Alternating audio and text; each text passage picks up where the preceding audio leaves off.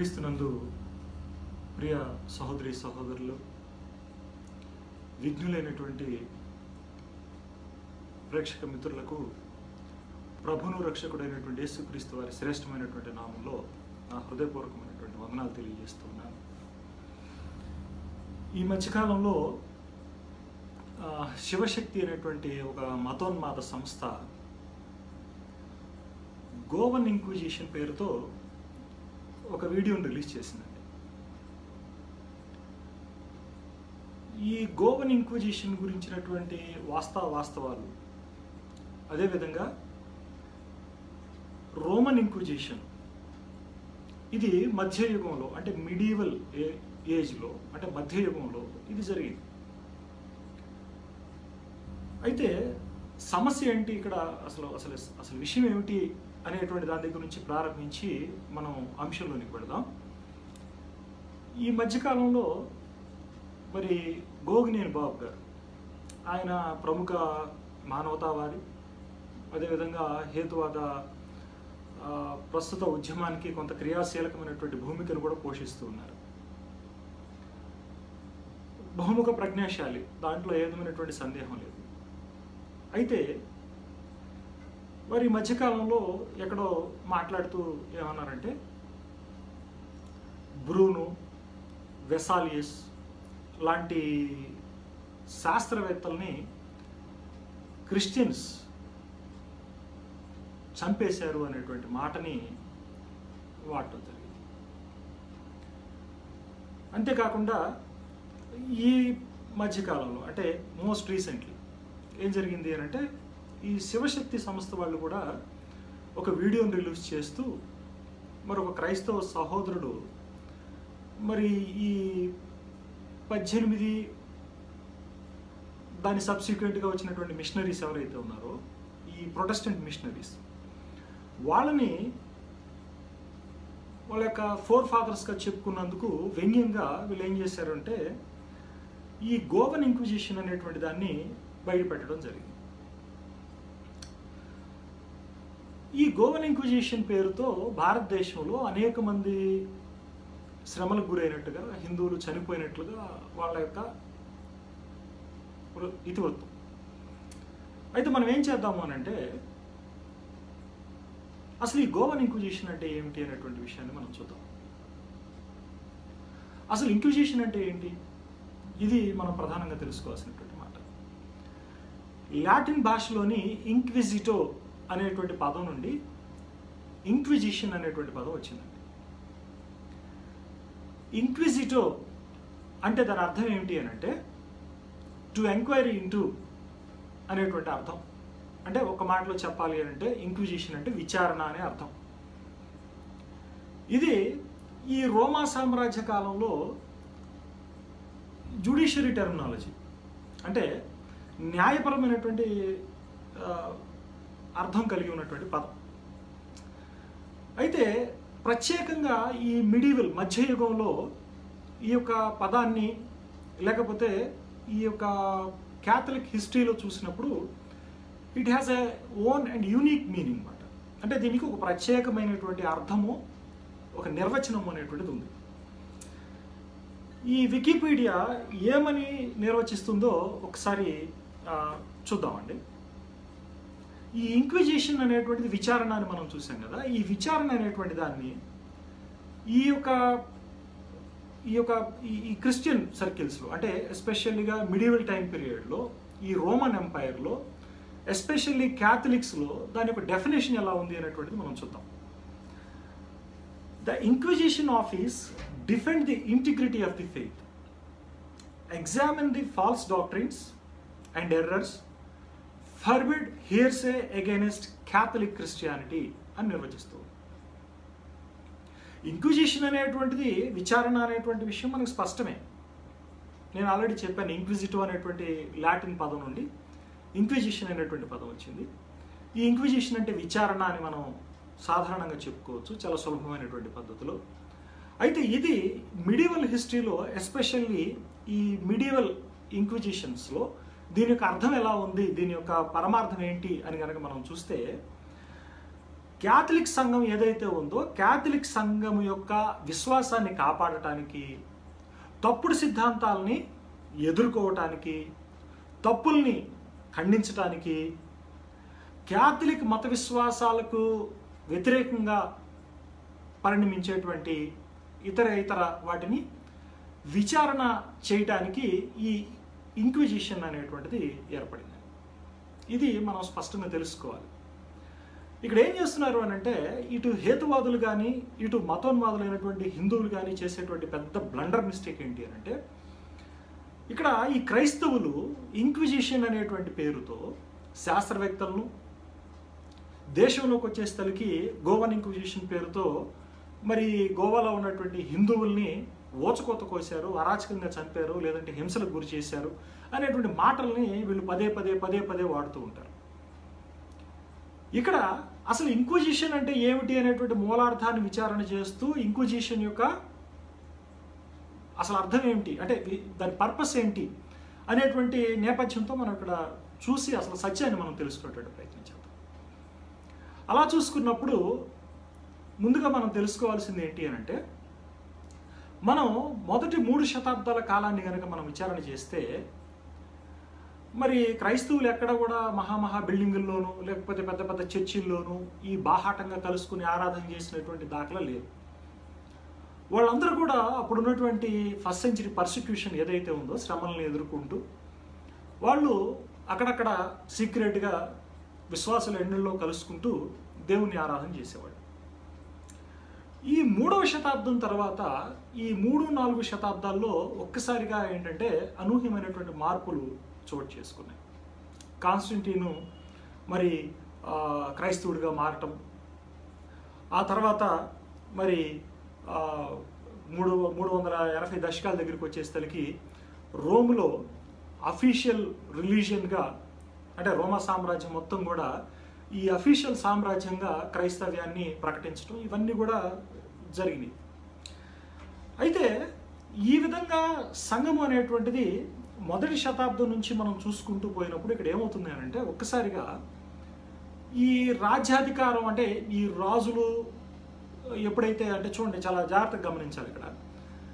ఇక్కడ ఈ రాజులు క్రైస్తవులుగా తమ యొక్క విశ్వాసాన్ని ప్రకటించడం, రాజ్యం మొత్తం కూడా క్రైస్తవ్యాన్ని చేయటం, క్రైస్తవ్యంగా వాళ్ళు గుర్తింపు చాటడం, ఇవన్నీ కూడా ఏమైంది అంటే తర్వాతి కాలంలో మళ్ళీ కొన్ని అనూహ్యమైనటువంటి పరిణామాల నడుమ ఇక్కడ ఏమైంది అని అంటే సంఘం కాస్త అంటే ఈ పోపాధీనంలోనికి వెళ్ళిపోయింది. పోపాధీనంలోకి వెళ్ళిపోయినటువంటి సంఘము అంటే దాని గురించినటువంటి పూర్వపరాలన్నీ కూడా నేను ఈ మధ్యకాలంలో అంటే గత సంవత్సరం నేను సాంబశివరావు గారు చేసినటువంటి ఒక చర్చా వేదికలో ఈ మొదటి శతాబ్ద సంఘం తర్వాత ఒక్కసారిగా క్యాథలిక్లు లేదా పోపుల యొక్క ఆధిపత్యంలోకి సంఘం ఎలా వచ్చింది అనేటువంటి దాని మీద కొన్ని విషయాలు మాట్లాడటం జరిగింది. నేను కావాలంటే అది డిస్క్రిప్షన్లో ఇస్తాను. డిస్క్రిప్షన్ సెక్షన్లో ఉన్నటువంటి విషయాన్ని చూసి కావలసినటువంటి వాళ్ళు ఈ సమాచారాన్ని పొందుకోవచ్చు. అయితే ఇదంతా కొద్దిగా సమయాభావాన్ని బట్టి ఆ స్టోరీ అంతా ఆల్రెడీ చెప్పాను కనుక దాన్ని విడిచిపెట్టి ఇప్పుడు ఏం చేద్దామనంటే కేవలము ఈ రోమా సామ్రాజ్యంలో పోపు యొక్క ఆధిపత్యం అనేటువంటిది ప్రారంభమైన తర్వాత జరుగుతున్నటువంటి పరిణామాలు, చోటు చేసుకున్నటువంటి పరిణామాలలో భాగంగా ఈ ఇంక్విజిషన్, రోమన్ ఇంక్విజిషన్ అనేటువంటిది ప్రారంభమైంది. సరే, ఒకసారి మనం వీళ్ళు అథారిటీలోకి వచ్చిన తర్వాత ఎలా జరిగింది ఏంటి అనేటువంటి విషయాల్ని మనం చూద్దాం.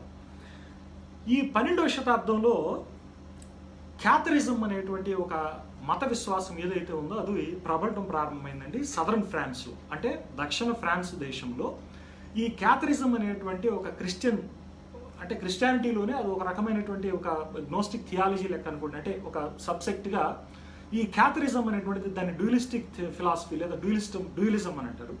సో అది స్ప్రెడ్ అవటం అనేటువంటిది దక్షిణ ఫ్రాన్స్ దేశంలో ప్రారంభమైంది. సో దాన్ని 1184లో పోప్ లూషియస్ 3 అంటే 3వ వాడైనటువంటి లూషియస్ అనేటువంటి పోప్ ఏం చేశారంటే సదరన్ ఫ్రాన్స్కి అంటే దక్షిణ ఫ్రాన్స్ దేశానికి తన ప్రాతినిధ్యం వహించేటువంటి అంటే తన యొక్క బిషప్ను పంపించి ఈ క్యాథలిజం అనేటువంటి యొక్క సిద్ధాంతాన్ని ఎదుర్కోవటానికి అతడు కొంత ప్రయాసపడ్డాడు. తర్వాత ఏమైందంటే ఈ క్యాథలిజం అనేటువంటి సిద్ధాంతంతో ఈ క్యాథలిక్లు పోరాడటం అనేటువంటిది 12 నుంచి 14 శతాబ్దాల దాకా జరిగింది. అయితే పోప్ ఇన్నోసెంట్ అనేటువంటి ఒక పోప్ కాలంలో ఏం జరిగింది అని అంటే 1208 సంవత్సరంలో పెర్రి డి క్యాస్టెలినో అనేటువంటి ఒక బిషప్ని ఈ యొక్క చర్చలు ముగించుకొని వస్తున్నటువంటి టైం పీరియడ్లో ఒక అనూహ్యమైనటువంటి రీతిలో అతను హత్య గావించబడ్డాడు. ఈ హత్య గావించబడ్డప్పటి నుంచి పరిస్థితులు అనేటువంటి ఒక్కసారిగా తారుమారైపోయాయి. ఈ తారుమారైన తర్వాత అప్పుడు ఏం చేశారు అంటే అక్కడ ఫ్రాన్స్ దేశంలో జరిగినటువంటి ఈ యొక్క క్యాథలిజం అనేటువంటి ఈ సిద్ధాంతాన్ని అణిచివేయటానికి ఈ చర్చల్లో భాగంగా మరి పంపబడ్డటువంటి బిషప్ని, అంటే చెప్పాను కదా పెర్రి డి క్యాస్టెలినో అనేటువంటి బిషప్ని చంపటం. ఏమైందంటే అల్బికాసియన్ క్రూసేడ్ అనేటువంటి ఒక అణిచివేత, ఒక యుద్ధానికి దారితీసింది. అంటే క్రూసేడ్ అంటే అర్థం చేసుకోండి, నేను ఈసారి ఎప్పుడన్నా క్రూసేడ్ అంటే ఏంటి దాని అర్థాన్ని మీకు చెప్పేటువంటి ప్రయత్నం చేస్తాను. అల్బికాసియన్ క్రూసేడ్ అనేటువంటిది 1209 నుంచి 1229 వరకు జరిగిందండి. ఇది దక్షిణ ఫ్రాన్స్ దేశంలో క్యాథలిజం అనేటువంటి మత విశ్వాసాన్ని అణిచివేయటానికి, క్యాథలిక్ మత విశ్వాసాలకి లేదా ప్రమాణాలకి అది కాంట్రరీగా ఉండటాన్ని బట్టి ఆ రోజుల్లో ఆధీనంలో లేదా అధికారంలో ఉన్నటువంటి పోపులు ఏం చేశారు అంటే తమ వంతు ప్రయత్నంగా దాన్ని ఎదుర్కొనేటువంటి పనిలో భాగంగా ఈ అల్బికాసియన్ క్రూసేడ్ అనేటువంటి దాన్ని చేశారు. ఈ విధంగా మొట్టమొదటిసారిగా ఈ యొక్క ఇంక్విజిషన్ అనేటువంటిది ఇక్కడ ప్రారంభించబడతా ఉందండి. ఈ ఇంక్విజిషన్ అనేటువంటిది 1230లో అఫీషియల్గా రోమ్లో ఎంటర్ అయిపోయింది. 1230 కల్లా, అంటే 1229-30 కల్లా ఈ యొక్క రోమా సామ్రాజ్యంలో, అంటే క్యాథలిక్ల ఆధీనంలో ఉన్నటువంటి యూరప్ ఖండంలో మొత్తం కూడా ఇంక్విజిషన్ అనేటువంటి ప్రక్రియ, ఈ క్యాథలిజం అనేటువంటి సిద్ధాంతాన్ని అణచడానికి ఫ్రాన్స్ దేశంలో ప్రారంభించబడి అది అఫీషియల్గా అమలు చేయడం జరిగింది. అయితే దీన్ని వీళ్ళు ఏం చేసేవాళ్ళు అంటే ఈ డొమినికన్స్, అంటే డొమినికన్ దేశస్తులు ఎవరైతే ఉన్నారో వారి ద్వారా ఈ యొక్క శిక్షల్ని అమలు చేసేవాడు.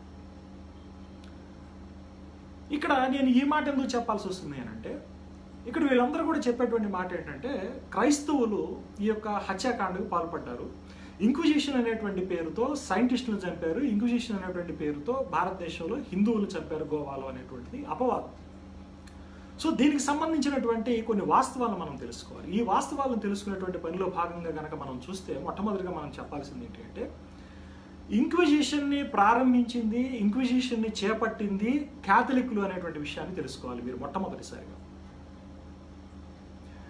క్యాథలిక్స్ క్రిస్టియన్స్ దీని మధ్య ఒక థిన్ లైనే ఉందండి మధ్యలో మనం అర్థం చేసుకోవాల్సింది. మిడివల్ ఏజ్ని మనం చూసుకున్నప్పుడు మిడివల్ పీరియడ్ ఏదైతే ఉందో చర్చ్ హిస్టరీలో దాన్ని ఏమంటారు అని అంటే డార్క్ ఏజెస్ అని అంటారు, అంధకార యుగము అని అంటారు. ఎందుకని అంధకార యుగము అని అంటారు అంటే ఫ్రమ్ ద రైజ్ ఆఫ్ పాపసీ, అంటే పోప్ యొక్క ఆధిపత్యం ప్రారంభించబడ్డ నాటి నుంచి కూడా ఈ యొక్క అప్పుడున్నటువంటి చర్చ్ ఫాదర్స్ చేసినటువంటి 3-4 శతాబ్దాల్లో చర్చ్ ఫాదర్స్ చేసినటువంటి ఏవైతే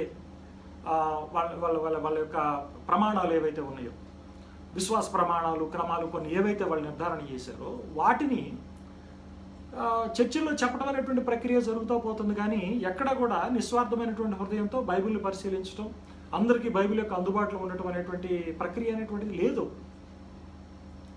ఈ 14వ శతాబ్దం మధ్యలో ఎప్పుడైతే గుటెన్బర్గ్ అచ్చు యంత్రాన్ని కనుక్కొని బైబిల్ని ముద్రించడం ప్రారంభించి ఈ యొక్క 1517లో రిఫార్మేషన్ ఇవన్నీ కూడా జరగడం స్టార్ట్ అయిందో అప్పటి నుంచి బైబిల్ అనేటువంటిది అందరికి అందుబాటులోకి రావటం, బైబిల్ని పరిశీలించడం, వాస్తవాలు ఏంటి అనేటువంటిది అందరూ కూడా మరి చర్చించుకోవటం, నిజమైనటువంటి మొదటి శతాబ్ద సంఘాన్ని పునరుద్ధరించాలి అనేటువంటి ఉద్దేశంతో మరి అందరూ కూడా ప్రయాసపడటం, పరిశోధన చేయటం అనేటువంటి ప్రక్రియ అంతా కూడా ప్రారంభమైంది. కనుక దాదాపు 1000 సంవత్సరాలు పైగా సంఘము అనేటువంటిది పోప్ ఆధీనంలోకి వెళ్ళిపోయింది. వాళ్ళు తమ యొక్క రాజ్యాధికారాన్ని కాపాడుకోవడానికి ఏం చేశారు అని అంటే, తమ యొక్క మత విశ్వాసాలను పదిలం చేసుకోవడానికి ఏం చేశారు అని అంటే ఈ విధమైనటువంటి ఇంక్విజిషన్ అనేటువంటి పేరుతో వాళ్ళు విచారణ చేపట్టి వాళ్ళని శిక్షించడం అనేటువంటి ప్రక్రియని వాళ్ళు ప్రారంభించారు. కనుక దీనికి సంబంధించినటువంటి పూర్వపరాలు అవి. తర్వాత నేను మొదటి ఆ యొక్క చర్చాగోష్ఠిలో కూడా నేను చెప్పాను ఏమిటి అంటే, ఈ బాబు గోగినేని గారు ప్రస్తావించేటువంటి సైంటిస్టులు ఎవరైతే ఉన్నారో, బ్రూనో కానివ్వండి, తర్వాత వెషాలియస్ కానివ్వండి, లేకపోతే గెలీలియో కానివ్వండి, వీళ్ళందరూ కూడా మనం చాలా జాగ్రత్తగా గమనించాల్సింది ఏంటంటే 14-15 శతాబ్దాలకు సంబంధించినటువంటి వాళ్ళు ఒకటి. రెండవది, వీళ్ళందరూ కూడా క్యాథలిక్లు అనేటువంటి విషయాన్ని కూడా మనం మర్చిపోకూడదు.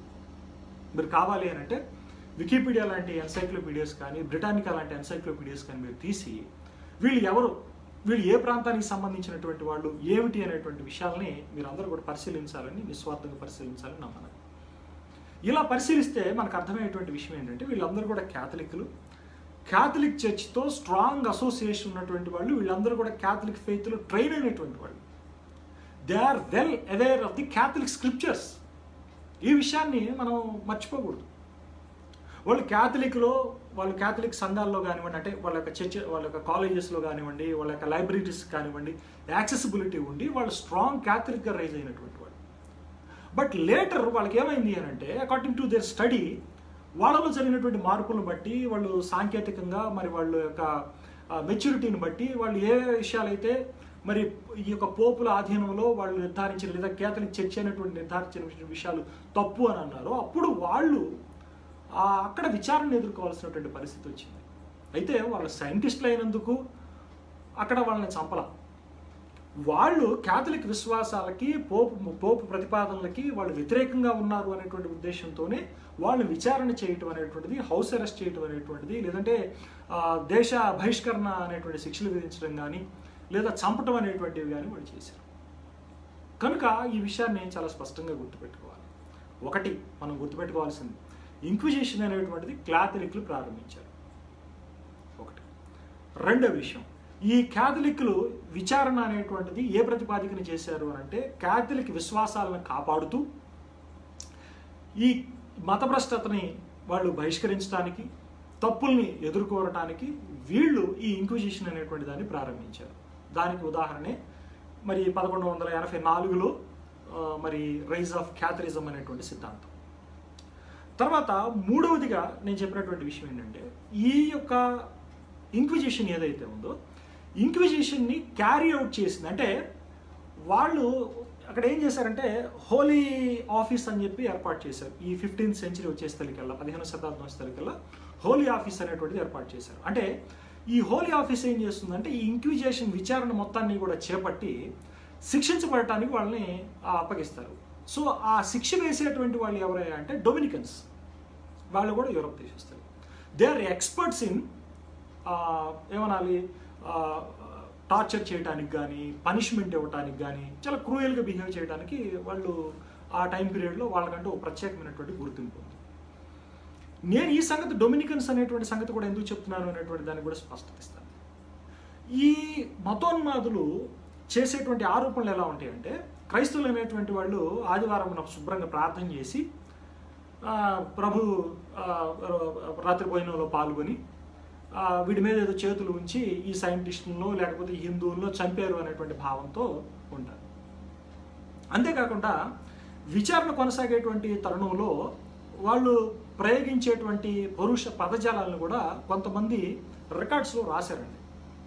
వాటిని కూడా ప్రస్తావిస్తూ ఏం చేశారంటే, ఈ క్రైస్తవులైనటువంటి వాళ్ళు ఈ విధమైనటువంటి పరుష పదజాలాన్ని వాడి చాలా అవమానకరంగా స్త్రీలను కానివ్వండి, వగేరా వగేరా కానివ్వండి, ఇవన్నీ కూడా తిట్టడం కానీ, దుర్భాషలు ఆడటం కానీ ఇట్లా జరిగింది అనేటువంటి మాటను మాట్లాడతారు. సో నేను దానికి అక్కడ స్పష్టత ఇస్తున్నాను.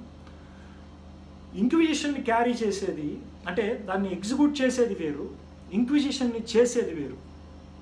చేసేదేమో పోపులు, హోలీ ఆఫీస్ అనేటువంటి పేరుతో బిషప్లు, వాళ్ళకి సంబంధించినటువంటి అధికారులు కూర్చొని అక్కడ ఎవరైతే ముద్దాయిగా వచ్చారో వాళ్ళని విచారణ చేసి, వాళ్ళు శిక్షించబడాలా లేకపోతే విచారణలో వాళ్ళు ఏమైనా ఇంట్రాగేషన్కి వెళ్ళాలా అనేటువంటి దాన్ని నిర్ధారణ చేసిన తర్వాత, ఆ నిర్ధారణ ప్రకారంగా ఆ శిక్షని లేదంటే ఆ యొక్క విచారణని కొనసాగించేటువంటి వాళ్ళు, ఫర్దర్ కొనసాగించేటువంటి వాళ్ళు డొమినికన్స్. సో ఇక్కడ ఎక్కడా కూడా క్రిస్టియన్స్ అనేటువంటి పేరు ప్రస్తావన లేదు. చాలా జాగ్రత్తగా గమనించాలి. ఇక్కడ క్యాథలిక్ల ఆధిపత్యం నడుస్తుంది. క్యాథలిక్లు తమ యొక్క విశ్వాసాలను కాపాడుకోవడానికి చేస్తున్నటువంటి పని అనేటువంటి విషయాన్ని కూడా మీరు చాలా జాగ్రత్తగా గమనించాలి. సో ఇది ఇంక్విజిషన్ గురించి ప్రైమరీగా ఉన్నటువంటి బేసిక్ ఇన్ఫర్మేషన్.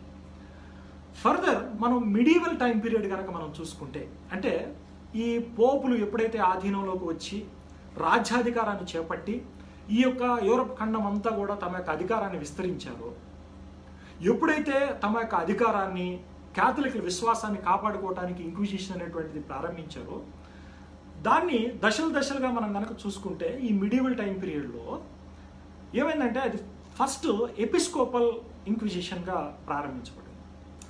తర్వాత వచ్చేసేసి పాపల్ ఇంక్విజిషన్. పాపల్ అంటే ఏంటంటే ఫస్ట్ ఏమో బిషప్ల స్థాయిలో విచారణ జరిగేది, బిషప్ల స్థాయిలోనే దాన్ని ఎదుర్కోవడం జరిగేది, బిషప్ల స్థాయిలోనే దాన్ని శిక్షించేవాడు.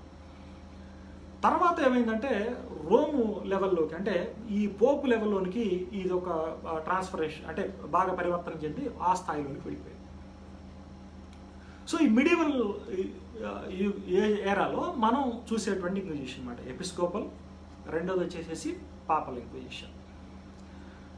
అయితే ఈ ఇంక్విజిషన్స్లో రోమా సామ్రాజ్యంలో, ప్రత్యేకించి యూరప్ ఖండంలో మొట్టమొదటిగా చెప్పుకోదగ్గటువంటి ఇంక్విజిషన్స్ ఏంటి అంటే, చాలా దేశాలు ఉన్నాయి కదండి యూరప్ ఖండంలో, వాటిలో మొట్టమొదటిసారిగా ఇంక్విజిషన్ని ఒక బృహత్తర స్థాయిలో అఫీషియల్గా చేసి ఒక ర్యాంపేజ్ చేసినటువంటి మనం విషయాలు కనుక మనం ఇచ్చేస్తే స్పానిష్ ఇంక్విజిషన్ అనేటువంటిది మొట్టమొదటిగా చెప్పుకోవాల్సి వస్తుంది. ఈ స్పానిష్ ఇంక్విజిషన్ అనేటువంటిది 1478లో ఇది ప్రారంభించబడింది.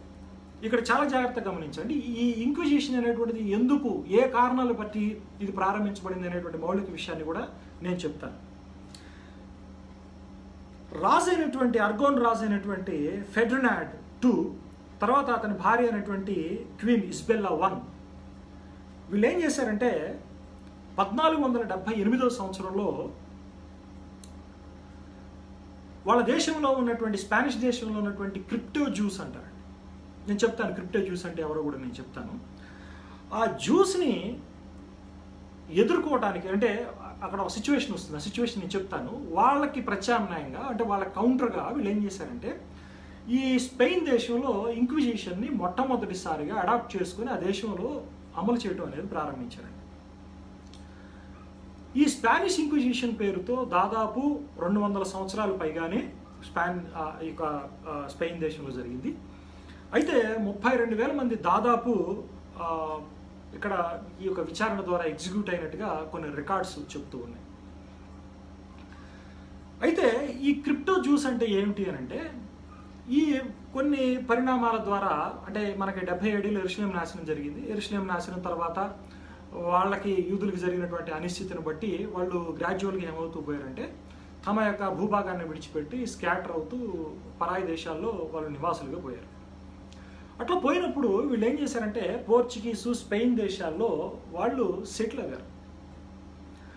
ఆ సెటిల్ అవ్వటం ఈ రోమా సామ్రాజ్యం మొత్తం కూడా, లేదా ప్రత్యేకించి వాళ్ళు సెటిల్ అయినటువంటి దేశాలు అయినటువంటి స్పెయిన్ కానివ్వండి, లేకపోతే ఫ్రాన్స్ దేశాలు కానివ్వండి, లేదా పోర్చుగీస్ కానివ్వండి, ఈ దేశాలు ఏవైతే ఉన్నాయో ఈ దేశాల్లో పోపాధీనంలో ఉండటం, క్యాథలిక్ల ఆధిపత్యం, ఇవన్నీ కూడా మనం అక్కడ గమనించాలి. సో వీళ్ళంటే జూష్ పీపుల్.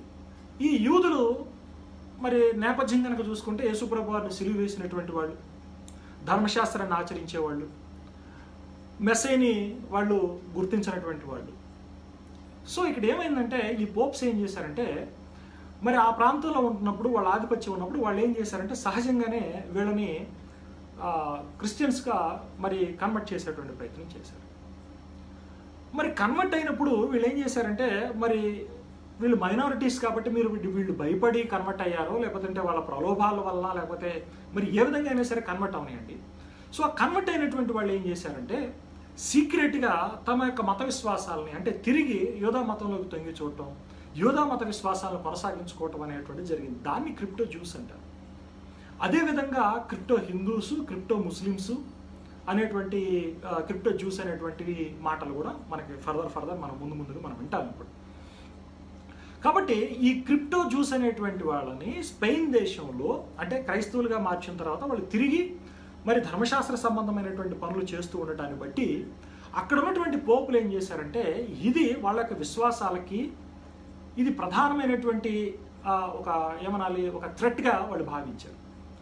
భావించి ఇది భ్రష్టత్వానికి సూచనగా వాళ్ళు భావించి ఏం చేశారంటే ఇలాంటి వాళ్ళని విచారణ చేయడానికి వాళ్ళు పూనుకున్నారు.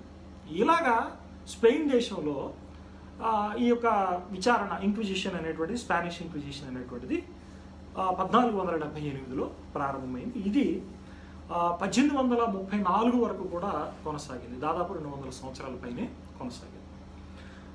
తర్వాత మనం చెప్పుకోదగ్గటువంటిది పోర్చుగల్ ఇంక్విజిషన్ అండి. అయితే ఇంకొకటి ఏంటంటే మనకి ఏజ్ ఆఫ్ ఎక్స్ప్లోరేషన్ అని అంటారు. ఏజ్ ఆఫ్ ఎక్స్ప్లోరేషన్ అంటే ఏం చేశారంటే యూరప్ ఖండం నుంచి చాలామంది కూడా మరి సముద్రయానాన వాళ్ళు తిరుగుతూ భూభాగాలు కనుక్కొని తమ యొక్క వ్యాపారాన్ని వృద్ధి చేసుకునేటువంటి ఒక పనిని వాళ్ళు ప్రారంభించారు మిడియవల్ టైం పీరియడ్లో, మిడియవల్ ఏరాలో, మధ్యయుగంలో. సో ఆ టైంలో వీళ్ళు ఎక్కడెక్కడికైతే పోతూ ఉన్నారో, ఎక్కడెక్కడైతే తమ స్థావరాలను ఏర్పాటు చేసుకున్నారో, తర్వాత కాలంలో ఎక్కడెక్కడైతే వాళ్ళ యొక్క ఆధిపత్యాన్ని వాళ్ళు కొనసాగించారో ఆ ప్రాంతాల్లోకి కూడా వాళ్ళు కొనసాగించారు వాళ్ళ ఇంక్విజిషన్ అనేటువంటి పేరుతో. అక్కడ క్రైస్తవులుగా క్యాథలిక్లుగా మారినటువంటి వాళ్ళని ఇంక్విజిషన్ పేరుతో తప్పులు చేసినటువంటి వారిని రోములో ఉన్నట్టుగా ఈ యూరప్ ఖండంలో జరిగినట్టుగా వాళ్ళ యొక్క అధికారం ఉన్నటువంటి ప్రాంతాల్లో కూడా విచారణ చేయడం అనేటువంటిది స్టార్ట్ అయింది. సో ఈ స్పానిష్ పీపుల్ ఎక్కడెక్కడైతే వాళ్ళు మరి ట్రావెల్ చేసి ఏజ్ ఆఫ్ ఎక్స్ప్లోరేషన్లో వాళ్ళు ఎక్కడెక్కడైతే తమ యొక్క స్థావరాలని ఏ ప్రాంతాలను అయితే వాళ్ళు ఆక్రమించుకున్నారో ఆ ప్రాంతాల్లో కూడా వీళ్ళు ప్రవేశపెట్టారు అనేటువంటి విషయాన్ని కూడా మీరు గమనించాలి. ఇప్పుడు పోర్చుగల్ ఇంక్విజిషన్కి వద్దాం. ఈ పోర్చుగల్ ఇంక్విజిషన్ అనేటువంటిది 1536 సంవత్సరంలో ప్రారంభమైందండి పోర్చుగల్ దేశంలో. ఈ పోర్చుగల్ ఇంక్విజిషన్ కూడా దాదాపు చూడండి ఇది 1820 వరకు కూడా 1820-21 వరకు కూడా ఈ పోర్చుగల్ ఇంక్విజిషన్ అనేటువంటిది కొనసాగింది. అంటే ఇది కూడా దాదాపు ఒక 200 సంవత్సరాల పైన 250-260 సంవత్సరాల దాకా కొనసాగింది. ఇది ఎందుకు ఏ నేపథ్యంలో కొనసాగింది అనేటువంటి విషయాన్ని కూడా మనం చూద్దాం. ఈ Portuguese inquisition principally focused upon the shepherd juice అని అంటారు. ఈ యూదులు ఎవరైతే ఉన్నారో ఈ యూదుల కోసము ఈ పోర్చుగీస్ ఇంక్విజిషన్ అనేటువంటిది పోర్చుగల్లో స్టార్ట్ అయినట్టుగా చాలా స్పెసిఫిక్గా ఈ ఎన్సైక్లోపీడియాస్ చెప్తాయి, చరిత్ర చెప్తుంది. వాళ్ళు ఏమన్నారు? షెపర్డ్ జ్యూస్ అని. సో యూదులు వలస వచ్చినటువంటి వాళ్ళు పోర్చుగీస్ దేశంలో ఎవరైతే ఉన్నారో వాళ్ళు క్రైస్తవులు అయిన తర్వాత తిరిగి ధర్మశాస్త్రాన్ని ఆచరించడం లేదా క్రైస్తవులుగా కొనసాగకుండా సీక్రెట్గా వాళ్ళ ఆంతర్యంలో యూదులుగా కొనసాగటం, యూదా మత విశ్వాసాలకు లోబడి ఉండటం అనేటువంటి దాన్ని అణచడానికి పోర్చుగల్ ఇంక్విజిషన్ అనేటువంటిది కూడా స్టార్ట్ అయింది అనేటువంటి విషయాన్ని గమనించాలి. తర్వాత మూడవదిగా రోమన్ ఇంక్విజిషన్ అనేటువంటి పేరును కూడా మనం తరచూ వింటూ ఉంటామండి. మిడివల్ మనం హిస్టరీని చూసేటప్పుడు, ఎస్పెషల్గా యూరోప్ హిస్టరీని చూసేటప్పుడు. ఈ రోమన్ ఇంక్విజిషన్ అనేటువంటిది 1542లో పోప్ పాల్ III దాన్ని ఏం చేశారంటే హోలీ ఆఫీస్ అనేటువంటి పేరుతో ఒక పర్మనెంట్ స్టాఫ్ని అపాయింట్ చేసి కొంతమంది పెద్దల్ని ఏర్పాటు చేశారు. వీళ్ళ నేతృత్వంలో ప్రధానంగా చెప్పుకోదగ్గటువంటి విచారణ 1633లో గెలీలీని విచారణ చేశారండి. ఇది బాగా కొద్దిగా చాలామంది కొద్దిగా ప్రస్తావన చేసేటువంటి అంశం ఇది. గెలీలియోని ఎవరు చేశారంటే ఈ క్రైస్తవులు విచారణ చేశారు. క్రైస్తవులు కాదు విచారణ చేసింది, క్యాథలిక్లు, పోపులు అనేటువంటి వాళ్ళు. ఇది మన హిస్టరీ కాదు, ఇది యూరోప్ ఖండానికి సంబంధించినటువంటి హిస్టరీ అనేటువంటి విషయాన్ని గుర్తుపెట్టుకోవాలి. ఇప్పుడు గోవన్ ఇంక్విజిషన్కి వద్దాం. ఇప్పుడు వరకు మనం ఇంక్విజిషన్ అనేటువంటిది యూరోప్ ఖండంలో ఎస్పెషల్లీగా మిడివల్ ఎరాలో ఎస్పెషల్లీగా ఈ యొక్క క్యాథలిక్స్ ఎవరైతే వాళ్ళ యొక్క మత విశ్వాసాలను విడిచిపెట్టి వెళ్ళిపోతున్నారో, ఎవరైతే మతభ్రష్ట సిద్ధాంతాలని వాళ్ళ మధ్యకి తీసుకొస్తున్నారో వాళ్ళని విచారించడానికి ఏర్పాటు చేయబడ్డది అనేటువంటి విషయం మనం స్పష్టమైంది. అయితే ఇక్కడ మనం తెలుసుకోవాల్సినటువంటి విషయం, ఇక్కడ ఆలోచించాల్సిన విషయం ఏంటంటే ఇది గోవాకి ఎలా విస్తరించింది అనేటువంటి విషయాన్ని మనం తెలుసుకోవాలి. ఏమండి, ఇది గోవాకి ఎలా విస్తరించింది అనే విషయాన్ని తెలుసుకోవాలి. 1498వ సంవత్సరంలో మే 20వ తారీఖున వాస్కో డి గామా సముద్రయానం ద్వారా పోర్చుగీస్ దేశం నుండి ఆఫ్రికా ఖండాన్ని మొత్తం కూడా చుట్టుకుంటూ మే 20వ తారీఖున క్యాలికట్కి వచ్చాడు. కేరళ రాష్ట్రంలో ఉంది క్యాలికట్. ఆ క్యాలికట్కి వచ్చాడు. అక్కడ ఈ వాస్కో డి గామా సముద్రయానాన్ని వచ్చాడు. చాలా జాగ్రత్తగా గమనించాడు. సముద్రయానాన ఎక్కడి నుంచి వచ్చాడంటే పోర్చుగీస్ దేశం నుంచి వచ్చాడు. నేను అప్పటికే చెప్పాను నేను మీకు, మిడీవల్ టైం పీరియడ్లో అక్కడ ఏం జరిగిందంటే ఈ 14th సెంచరీ దగ్గర ఏజ్ ఆఫ్ ఎక్స్ప్లోరేషన్ అని చెప్పి మీకు దొరుకుతుంది. మీరు ఎన్సైక్లోపీడియాస్లో ఏజ్ ఆఫ్ ఎక్స్ప్లోరేషన్ అని కనుక కొడితే, అని మీకు గూగుల్ చేస్తే, మీరు కనుక సెర్చ్ చేస్తే వాళ్ళు దాని గురించినటువంటి మీనింగ్స్, అంటే దాని గురించినటువంటి సమాచారం అంతా కూడా మీకు తెలుస్తుంది. వాళ్ళు ఖండాంతరాలు తిరిగి సముద్రయానం ద్వారా వివిధ దేశాలను కనుగొని తమ వ్యాపారాన్ని వాళ్ళు కొనసాగించుకునేటువంటి ప్రయత్నం చేశారు. అయితే ఈ వాస్కో డి గామా మలబార్ తీర ప్రాంతంలో గుండా ప్రయాణం చేసి క్యాలికట్ దగ్గరికి చేరుకున్నాడు.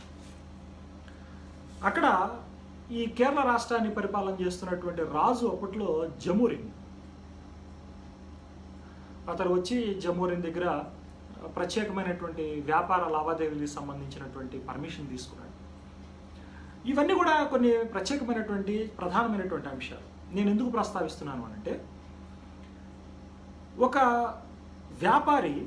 వ్యాపార నిమిత్తము ఒక పరాయి దేశీ వాడు భారతదేశానికి వచ్చి భారతదేశంలో అడుగుపెట్టి భారతదేశంలో ఒక భూభాగాన్ని కైవసం చేసుకోగలిగాడు అని అంటే అక్కడ ఉన్నటువంటి పరిణామాలను మనం నిస్సందేహంగా నిక్కచ్చిగా మనం పరిశీలించాల్సినటువంటి అవసరం ఉంది. మన భారతదేశ చరిత్రాన్ని కనుక చూసుకుంటే మన దేశాన్ని పోర్చుగీస్ వాళ్ళు, డచ్ వాళ్ళు, బ్రిటిష్ వాళ్ళు, ఫ్రెంచ్ వాళ్ళు ఈ విధంగా వ్యాపారం అనేటువంటి పేరుతో వచ్చి మన దేశాన్ని వీళ్ళు ఆక్రమించుకొని మన దేశాన్ని స్థావరంగా ఏర్పాటు చేసుకొని పరిపాలన చేసి మన దేశంలో ఉన్నటువంటి సంపదని వాళ్ళు తీసుకెళ్లారు. పరాయవాడు వచ్చి మన దేశాన్ని లేదంటే ఒక ప్రాంతాన్ని, భూభాగాన్ని హస్తగతం చేసుకోగలిగాడు అని అంటే అప్పుడు మనకున్నటువంటి పరిస్థితులు ఏంటి, ఏ పరిస్థితుల నడుమ ఇవి జరిగినాయి అనేటువంటి విషయాలను కనుక మనం అధ్యయనం చేస్తే అప్పుడున్నటువంటి పరిస్థితులు సాక్షాత్కారం అవుతాయి మన కళ్ళు. సరే, అవన్నీ కూడా వేరే అంశాలు, మరి అంత లోతుల్లోనికి మనం వెళ్లాల్సినటువంటి అవసరం లేదు. కానీ మీ యొక్క ఆలోచనకు ఒక ఆహారాన్ని ఇస్తూ ఉన్నాను. మీరు కనుక ఆసక్తి కలిగి ఉంటే మీరు ఆ విషయాలను మీరు అన్వేషణ చేయొచ్చు. అయితే వాస్కో డి గామా అక్కడి నుంచి ఏం చేశారంటే జమూరిన్ రాజు దగ్గరికి వెళ్ళి పర్మిషన్ తీసుకున్నాడు వ్యాపారం చేయడానికి. కేరళ ప్రాంతంలో మలబార్ కోస్ట్ ఆ ప్రాంతాల్లో వ్యాపారం చేయడానికి, క్యాలికట్, కోచి ఆ ప్రాంతాల్లో. ఎందుకు పర్మిషన్ తీసుకున్నాడు అని అంటే అప్పటి వరకు కూడా ఈ భారతదేశంలో ఉన్నటువంటి వనరుల్ని ఈ యొక్క సముద్రయానం ద్వారా, ఈ యొక్క గోవా, మన గుజరాత్ ఈ పోర్టుల ద్వారా, బాంబే దగ్గర ఉన్నటువంటి పోర్టుల ద్వారా, ఈ యొక్క సముద్ర మార్గం ద్వారా వీళ్ళు ఏం చేసేవారంటే అరబ్బులు వచ్చి ఇక్కడ ఉన్నటువంటి సముదాయాన్ని, అంటే చూడండి స్పైసెస్ కానివ్వండి, అంటే చెక్క, లవంగ, దినుసులు, బంగారం, వజ్రాలు ఇలాంటివన్నీ కూడా ఈ తీర ప్రాంతం నుంచి సేకరించి వాళ్ళు ఏం చేసేవారంటే సముద్ర మార్గంలో మధ్యలో కొంత ఇది ఉందండి, ఆ నదుల ద్వారా వీళ్ళు ఏం చేశారంటే యూరప్లో వాళ్ళు మార్కెటింగ్ చేసేవాళ్ళు. అయితే యూరప్ ఖండం మార్కెట్ మొత్తం కూడా అరబ్బుల చేతిలో ఉండేది. అంతేకాకుండా మరి వీళ్ళు ఇక్కడ నుంచి సముద్రయానం ద్వారా నదుల్లో గుండా మళ్ళీ తరలించుకుంటూ మళ్ళీ షార్ట్ ఫామ్లో వాళ్ళు యూరోప్లోకి ప్రవేశించి వాళ్ళు వ్యాపారం చేయటం, వస్తువుల రేటు గణనీయంగా పెరగటం. సో ఇది వీళ్ళకి యూరోప్ ఖండంలో ఉన్నటువంటి వాళ్ళకి కొంత ఇబ్బంది కలిగించింది.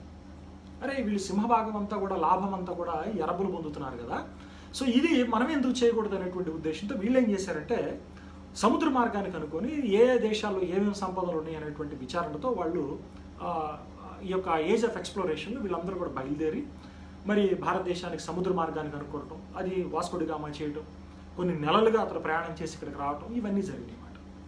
సో అక్కడ ఏమైందంటే అక్కడ ఆల్రెడీ ఉన్నటువంటి అరబ్బులకి ఈ క్యాలికట్టు ఇక్కడ ఈ ప్రాంతంలో ఉన్నటువంటి అరబ్బులకి ఏమైపోయిందంటే ఈ యొక్క పోర్చుగీస్ వాళ్ళు రావడం అనేటువంటిది నచ్చల. సో వాళ్ళు కొంత వీళ్ళకి వ్యాపార విషయంలో విఘాతం కలిగించడం, మార్కెట్ అనేటువంటిది వాళ్ళ చేతిలో ఉండటం మూలాన కొంత అవాంతరం కలగటం ద్వారా ఏం చేశారంటే ఈ పోర్చుగీసు ఈ వాస్కో డి గామాకి ఇబ్బంది కలిగించడం వల్ల వాస్కో డి గామా ఏం చేశారంటే అక్కడ స్థానికంగా ఉన్నటువంటి వాళ్ళ యొక్క సహాయంతో జమూరిన్ దగ్గరికి వెళ్ళి కేరళ రాజ్యం యొక్క రాజు ఎవరైతే జమూరిన్ ఉన్నాడో ఆ జమూరిన్ దగ్గరికి వెళ్ళి ఏం చేశారంటే ప్రత్యేకమైనటువంటి అనుమతులు తీసుకొని వ్యాపార అనుమతులు పొంది అతడు మళ్ళీ తిరిగి ప్రయాణం అయిపోయాడు. ఆ తిరిగి ప్రయాణం అయిపోయిన తర్వాత అతను తీసుకెళ్ళినటువంటి సంపద ఏదైతే ఉందో షిప్ నిండా తీసుకుని వెళ్ళాడు. అప్పుడు ఉన్నటువంటి లెక్కలు ఏం చెప్తున్నాయనంటే 60 రెట్లు అధిక లాభాన్ని పొందుకున్నాడు. ఇక్కడ నుంచి భారతదేశంలో నుంచి తీసుకెళ్ళినటువంటి ఈ యొక్క ఏవైతే ఉన్నాయో ఇక్కడ దొరికినటువంటి సొత్తు సంపద ఏదైతే ఉన్నాయో ఇక్కడ నుంచి కొనుకెళ్ళిన ఏవైతే ఉన్నాయో అతనికి 60 రెట్లు లాభాన్ని చేకూర్చింది. సో ఇంత విస్తారమైనటువంటి సంపద దేశంలో ఉన్నప్పుడు ఈ వజ్రాలు కానీ వైఢూర్యాలు కానీ ఈ చెక్క లవంగా లాంటి దినుసులు కానివ్వండి, ప్రత్యేక సుగంధ ద్రవ్యాలు కానివ్వండి, ఇవన్నీ కూడా మరి ఇక్కడ భారతదేశంలో ఉన్నప్పుడు వాళ్ళు ఎందుకు వదులుకుంటారు? సో వాళ్ళు మళ్ళీ తిరిగి ఈ సముద్ర మార్గాన్ని మరి వాళ్ళ పోర్చుగీస్ దేశంలో చెప్పడం, మళ్ళీ వాళ్ళు తిరిగి ఇక్కడికి రావటం, మళ్ళీ తిరిగి ఇక్కడ వచ్చి ఏం చేశారంటే రాజుగారి అనుమతితో అక్కడ మరి పోర్ట్లో తమ యొక్క స్థావరాన్ని ఫోర్ట్ని ఏర్పాటు చేసుకున్నారు. ఎందుకు మరి సముద్ర మార్గంలో వచ్చేటప్పుడు మరి సముద్రాలు సేదతీరడానికి వాళ్ళు రెస్ట్ తీసుకోవడానికి మరి ఇక్కడ వాళ్ళు సముదాయాన్ని సేకరించడానికి అంటే వస్తువులు సేకరించడానికి వాటిని దాచుకోవడానికి వాటిని తిరిగి మరి బోట్ చేసుకోవడానికి వీళ్ళకి అవసరమైంది కనుక వీళ్ళు ఏం చేశారంటే ప్రత్యేకంగా అక్కడ రాజుగారి యొక్క అనుమతి తీసుకొని అక్కడ ఏం చేశారంటే ఈ యొక్క స్థావరాలని అంటే ఫోర్ట్స్ని చిన్న చిన్న ఫోర్ట్స్ని ఏర్పాటు చేసుకున్నారు. ఈ ఏర్పాటు చేసుకున్న తర్వాత ఇక్కడ లావాదేవీలు కొనసాగించడానికి వాళ్ళు ఏం చేశారంటే అక్కడి నుంచి ఇక్కడ తమ యొక్క ప్రతినిధుల్ని ఏర్పాటు చేసుకున్నారు. ఆ ప్రతినిధుల్ని మనం ప్రధానంగా చెప్పుకోవాలి అని అంటే కొన్ని అనూహ్యమైనటువంటి రీతిలో ఏం జరిగింది అని అంటే ఈ ఇక్కడ ఉన్నటువంటి జమూరిన్ రాజుని పోర్చుగీస్ వాళ్ళు పట్టుకున్నారండి. అది కూడా ఎవరంటే అల్ఫోన్సో డి అల్బుకుర్కి అనేటువంటి ఒక గవర్నర్ ఎవరైతే ఉన్నాడో మంచి మంది మార్బలంతో వచ్చి మరి ఇక్కడ కలకటాని ఇక్కడ క్షమించాలి ఇక్కడ ఈ కోచిన్ ప్రాంతాన్ని అదేవిధంగా అతను కొద్దిగా ముందుకు ఎక్స్పాండ్ అయ్యి ఏం చేశాడంటే గోవాని 1510వ సంవత్సరంలో పట్టుకున్నాడు. ఈ సదరన్ గోవా ఓల్డ్ గోవా అని ఏదైతే అంటారో ఈ ఓల్డ్ గోవాని 1510వ సంవత్సరంలో అతడు పట్టుకున్నాడు. ఇక అక్కడి నుంచి గోవాలో వాళ్ళ స్థావరాన్ని ఏర్పాటు చేసుకోవటం, అప్పటి వరకు ఉన్నటువంటి మహారాష్ట్రకు సంబంధించినటువంటి రాజులను వీళ్ళు పాలద్రోలటం ఇవన్నీ కూడా జరిగిపోయి టోటల్గా సౌత్ గోవా అనేటువంటిది టోటల్గా ఏమైంది అంటే వీళ్ళ యొక్క ఆధిపత్యంలోకి పోర్చుగీస్ వాళ్ళ యొక్క ఆధిపత్యంలోకి వచ్చేసింది. సో పోర్చుగీస్ గోవా అంటారు దాన్ని మనం ఇక్కడ గమనించాలి. నేను ఆల్రెడీ మీకు ఇక్కడ జ్ఞాపకం చేసినటువంటి సంగతి ఏంటంటే ఇంక్విజిషన్ అనేటువంటిది యూరప్ ఖండంలో ఎస్పెషల్లీగా ఈ పాపసీ అనేటువంటిది జనితిలో ఉన్నప్పుడు ఏ విధంగా పోర్చుగీస్ ఇంక్విజిషన్ ప్రారంభమైంది, దానికన్నా ముందు స్పానిష్ ఇంక్విజిషన్ ప్రారంభమైంది, దాని తర్వాత రోమన్ ఇంక్విజిషన్ ఎలా ప్రారంభమైంది అనేటువంటి విషయాలు మీకు హింట్ ఇచ్చాను, మొత్తం కూడా చెప్పాను నేను. సో ఇక్కడ ఏమైపోయిందంటే గోవాని వాళ్ళు హస్తగతం చేసుకున్న తర్వాత ఈ సదరన్ గోవాని ఏదైతే ఓల్డ్ గోవాని వాళ్ళంతా కూడా తమ యొక్క స్థావరంగా వాళ్ళు సంపూర్ణంగా మలుచుకున్న తర్వాత వీళ్ళు ఏం చేశారు అని అంటే మనం హిస్టారికల్గా చూసేటప్పుడు కూడా ఏమంటామంటే పోర్చుగీస్ గోవా అని అంటాం. వాళ్ళు ఈ కోస్ట్ లైన్ మొత్తం కూడా అంటే ఏంటి కేవలం గోవా, కొచ్చిను, ఈ మల్బారు ఇవే కాదు. మీరు కనుక పోర్చుగీస్ ఇండియా అని కనుక మీరు టైప్ చేస్తే మీరు ఈ వికీపీడియాలో కానీ ఇవన్నీ కనుక చూస్తే మన ఈ కోస్ట్ లైన్ ఏదైతే ఉందో ఈ అరేబియా సముద్రం కానీ బే ఆఫ్ బెంగాల్ కోస్ట్ లైన్ ఏదైతే ఉందో ఇటు గుజరాత్ దగ్గర నుంచి అటు అస్సాం వరకు కూడా వీళ్ళు ఈ కోస్ట్ లైన్ అంతా కూడా మేజర్ పాయింట్స్ అన్నీ కూడా పట్టుకున్నారు. మేజర్ పాయింట్స్ అన్నీ కూడా వాళ్ళ ఆధీనంలోకి తీసుకున్నారు. ఇలా తీసుకుంటే ఇటు బే ఆఫ్ బెంగాల్ వైపు కనుక వస్తే మచిలీపట్నం ఏదైతే ఉందో మచిలీపట్నం కూడా పోర్చుగీస్ వాళ్ళ హబ్ అండి. ఇటు చూస్తేనేమో గోవా, తర్వాత ఈ కోచిన్ అనేటువంటిది పోర్చుగీస్ వాళ్ళ యొక్క ఆధీనంలో బలీయమైనటువంటి ప్రాంతాలుగా ఉన్నాయి. సో ఇప్పుడు ఏం జరిగిందంటే ఈ పోర్చుగీస్ గోవాలో ఈ పోర్చుగీస్ రాజ్యాన్ని వాళ్ళ యొక్క వ్యవస్థని నెలకొల్పుకునేటువంటి ప్రయత్నం చేశారు. అయితే పోర్చుగీస్ అప్పుడు పరిస్థితులు, అంటే పోర్చుగీస్ గోవాలో అంతకు ముందు ఉన్నటువంటి పరిస్థితులు ఏంటి అనేటువంటిది కూడా మనం ఆలోచించాలి. ఏంటి అని ఆలోచిస్తే పోర్చుగీస్ గోవా, ఈ గోవా ఏదైతే ఉందో అప్పటికే ముస్లిం రాజులు పరిపాలన చేశారు గోవాని, తర్వాత హిందూ రాజులు పరిపాలన చేశారు. సో అక్కడ కంపల్సరిగా హిందూ డామినెన్స్, ముస్లిం పాపులేషన్ అనేటువంటిది కూడా ఉంది. అంతేకాకుండా మరి ముఖ్యంగా గమనించాల్సినటువంటి విషయం ఏంటంటే ఈ స్పానిష్ ఇంక్విజిషన్, పోర్చుగీస్ ఇంక్విజిషన్ అనేటువంటిది ఈ 14-15 శతాబ్దాల్లో అక్కడ యూరప్లో స్టార్ట్ అయినప్పుడు అక్కడి నుంచి కొంతమంది యూదులు ఏం చేశారంటే ఆ యొక్క ఇంక్విజిషన్, ఆ విచారణకి, వాళ్ళ యొక్క శ్రమలకి వాళ్ళు అక్కడి నుంచి వలసపోయి ఈ సముద్ర మార్గం గుండా వాళ్ళు కూడా ఏం చేశారంటే ఈ కోస్ట్ లైన్ తీరం గుండా ప్రయాణం చేస్తూ వీళ్ళు ఇక్కడికి వచ్చి కొచ్చిన్, గోవా ప్రాంతాల్లో కూడా సెటిల్ అయ్యారు. అంటే గోవా ఈ పోర్చుగీస్ ఆక్రమణకు ముందే ఈ 14-15 శతాబ్దాల టైం పీరియడ్లో ఉన్నటువంటి పాపులేషన్ ఏంటయ్యా అంటే హిందూస్ ఉన్నారు, ముస్లిమ్స్ ఉన్నారు, అంతేకాకుండా a small amount of Jewish people కూడా ఉన్నారు.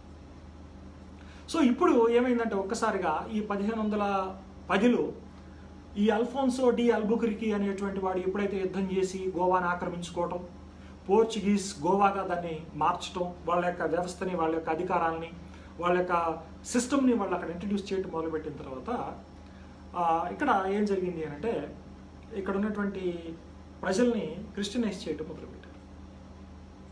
వాళ్ళందరూ కూడా క్రీస్తుని గురించి చెప్పడం మొదలుపెట్టారు.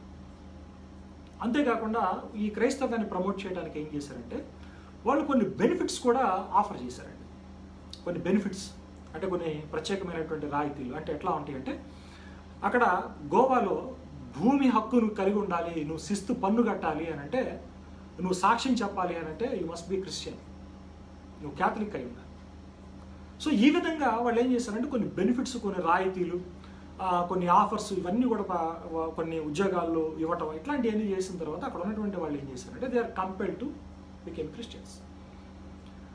సో ఈ క్రిస్టియన్స్ అవుతున్న తర్వాత వీళ్ళు ఏం చేశారంటే క్రిప్టో జూస్ గాను, క్రిప్టో ముస్లిమ్స్ గాను, క్రిప్టో హిందూస్ గాను ఉండటం మొదలుపెట్టారు. క్రిప్టో అంటే ఏంటంటే రహస్యంగా వాళ్ళు ఏం చేస్తున్నారంటే తమ యొక్క మత విశ్వాసాలను కొనసాగిస్తున్నారు. అంటే బయటికేమో క్యాథలిక్లుగా, అంటే వీళ్ళు ఏమనుకుంటున్నారు, వీళ్ళు బాప్తిస్మం ఇచ్చాం కదా వీళ్ళు క్యాథలిక్లు అనుకుంటున్నారు, బయటికి క్యాథలిక్లా కనబడుతున్నారు. లోపలగా ఏం చేస్తున్నారు అంటే వీళ్ళు యోధా మత పద్ధతులను పాటిస్తూ క్రిప్టో జ్యూస్గా తయారయ్యారు. హిందూస్గా ఉన్నటువంటి వాళ్ళు ఏం చేశారంటే క్రిప్టో హిందూస్గా తయారయ్యారు. ముస్లిమ్స్గా ఉన్నటువంటి వాళ్ళు ఏంటంటే క్రిప్టో ముస్లిమ్స్గా తయారయ్యారు. అప్పుడు ఏం చేశారంటే మిషనరీగా వచ్చినటువంటి 15వ శతాబ్దంలో మిషనరీగా మరి వచ్చినటువంటి పోర్చుగీస్ మిషనరీగా వచ్చినటువంటి ఫ్రాన్సిస్ జేవియర్, ఇతడు సొసైటీ ఆఫ్ జీసస్కి ఫౌండరు, అంతే లేకపోతే దాన్ని జీసూట్ అంటూ కూడా అంటారు. జీసూట్ మిషనరీ దాన్ని ఆ సంస్థను స్థాపించింది కూడా అతనే. అతడు చాలా విశిష్టమైనటువంటి కోస్ట్ లైన్ మొత్తం కూడా ప్రయాణం చేసి చాలా సేవ చేశాడు అతను. అది డిఫరెంట్ హిస్టరీ, దాన్ని మనం వేరుగా చూద్దాం. అయితే అతను ఏం చేశారంటే మే 16వ తారీఖు 1546వ సంవత్సరంలో, చాలా జాగ్రత్తగా గమనించాడు, 1546వ సంవత్సరం మే 16వ తారీఖున అతను ఏం చేశారంటే పోర్చుగల్ రాజు అయినటువంటి జాన్ III, మూడో వాడైనటువంటి జాన్కి, పోర్చుగీస్ రాజుకి పోర్చుగీస్ గోవా నుంచి ఏం చేశారంటే ఉత్తరం రాశాడు. ఏమన్నాడంటే గోవాలో విచారణ చేయవలసినటువంటి అవసరం ఉంది, to start inquisition in Goa అని రాశాడు. ఇంతవరకే చెప్తారు కానీ మిగిలిన విషయాన్ని చెప్పరు.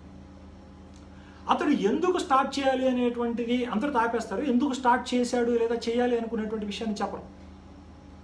అదేంటో నేను చెప్తాను చూడండి. ఏమంటాడంటే because of the new Christians who are living there and also in Goa and the region whose population has reverted to Judaism అని అన్నాడు.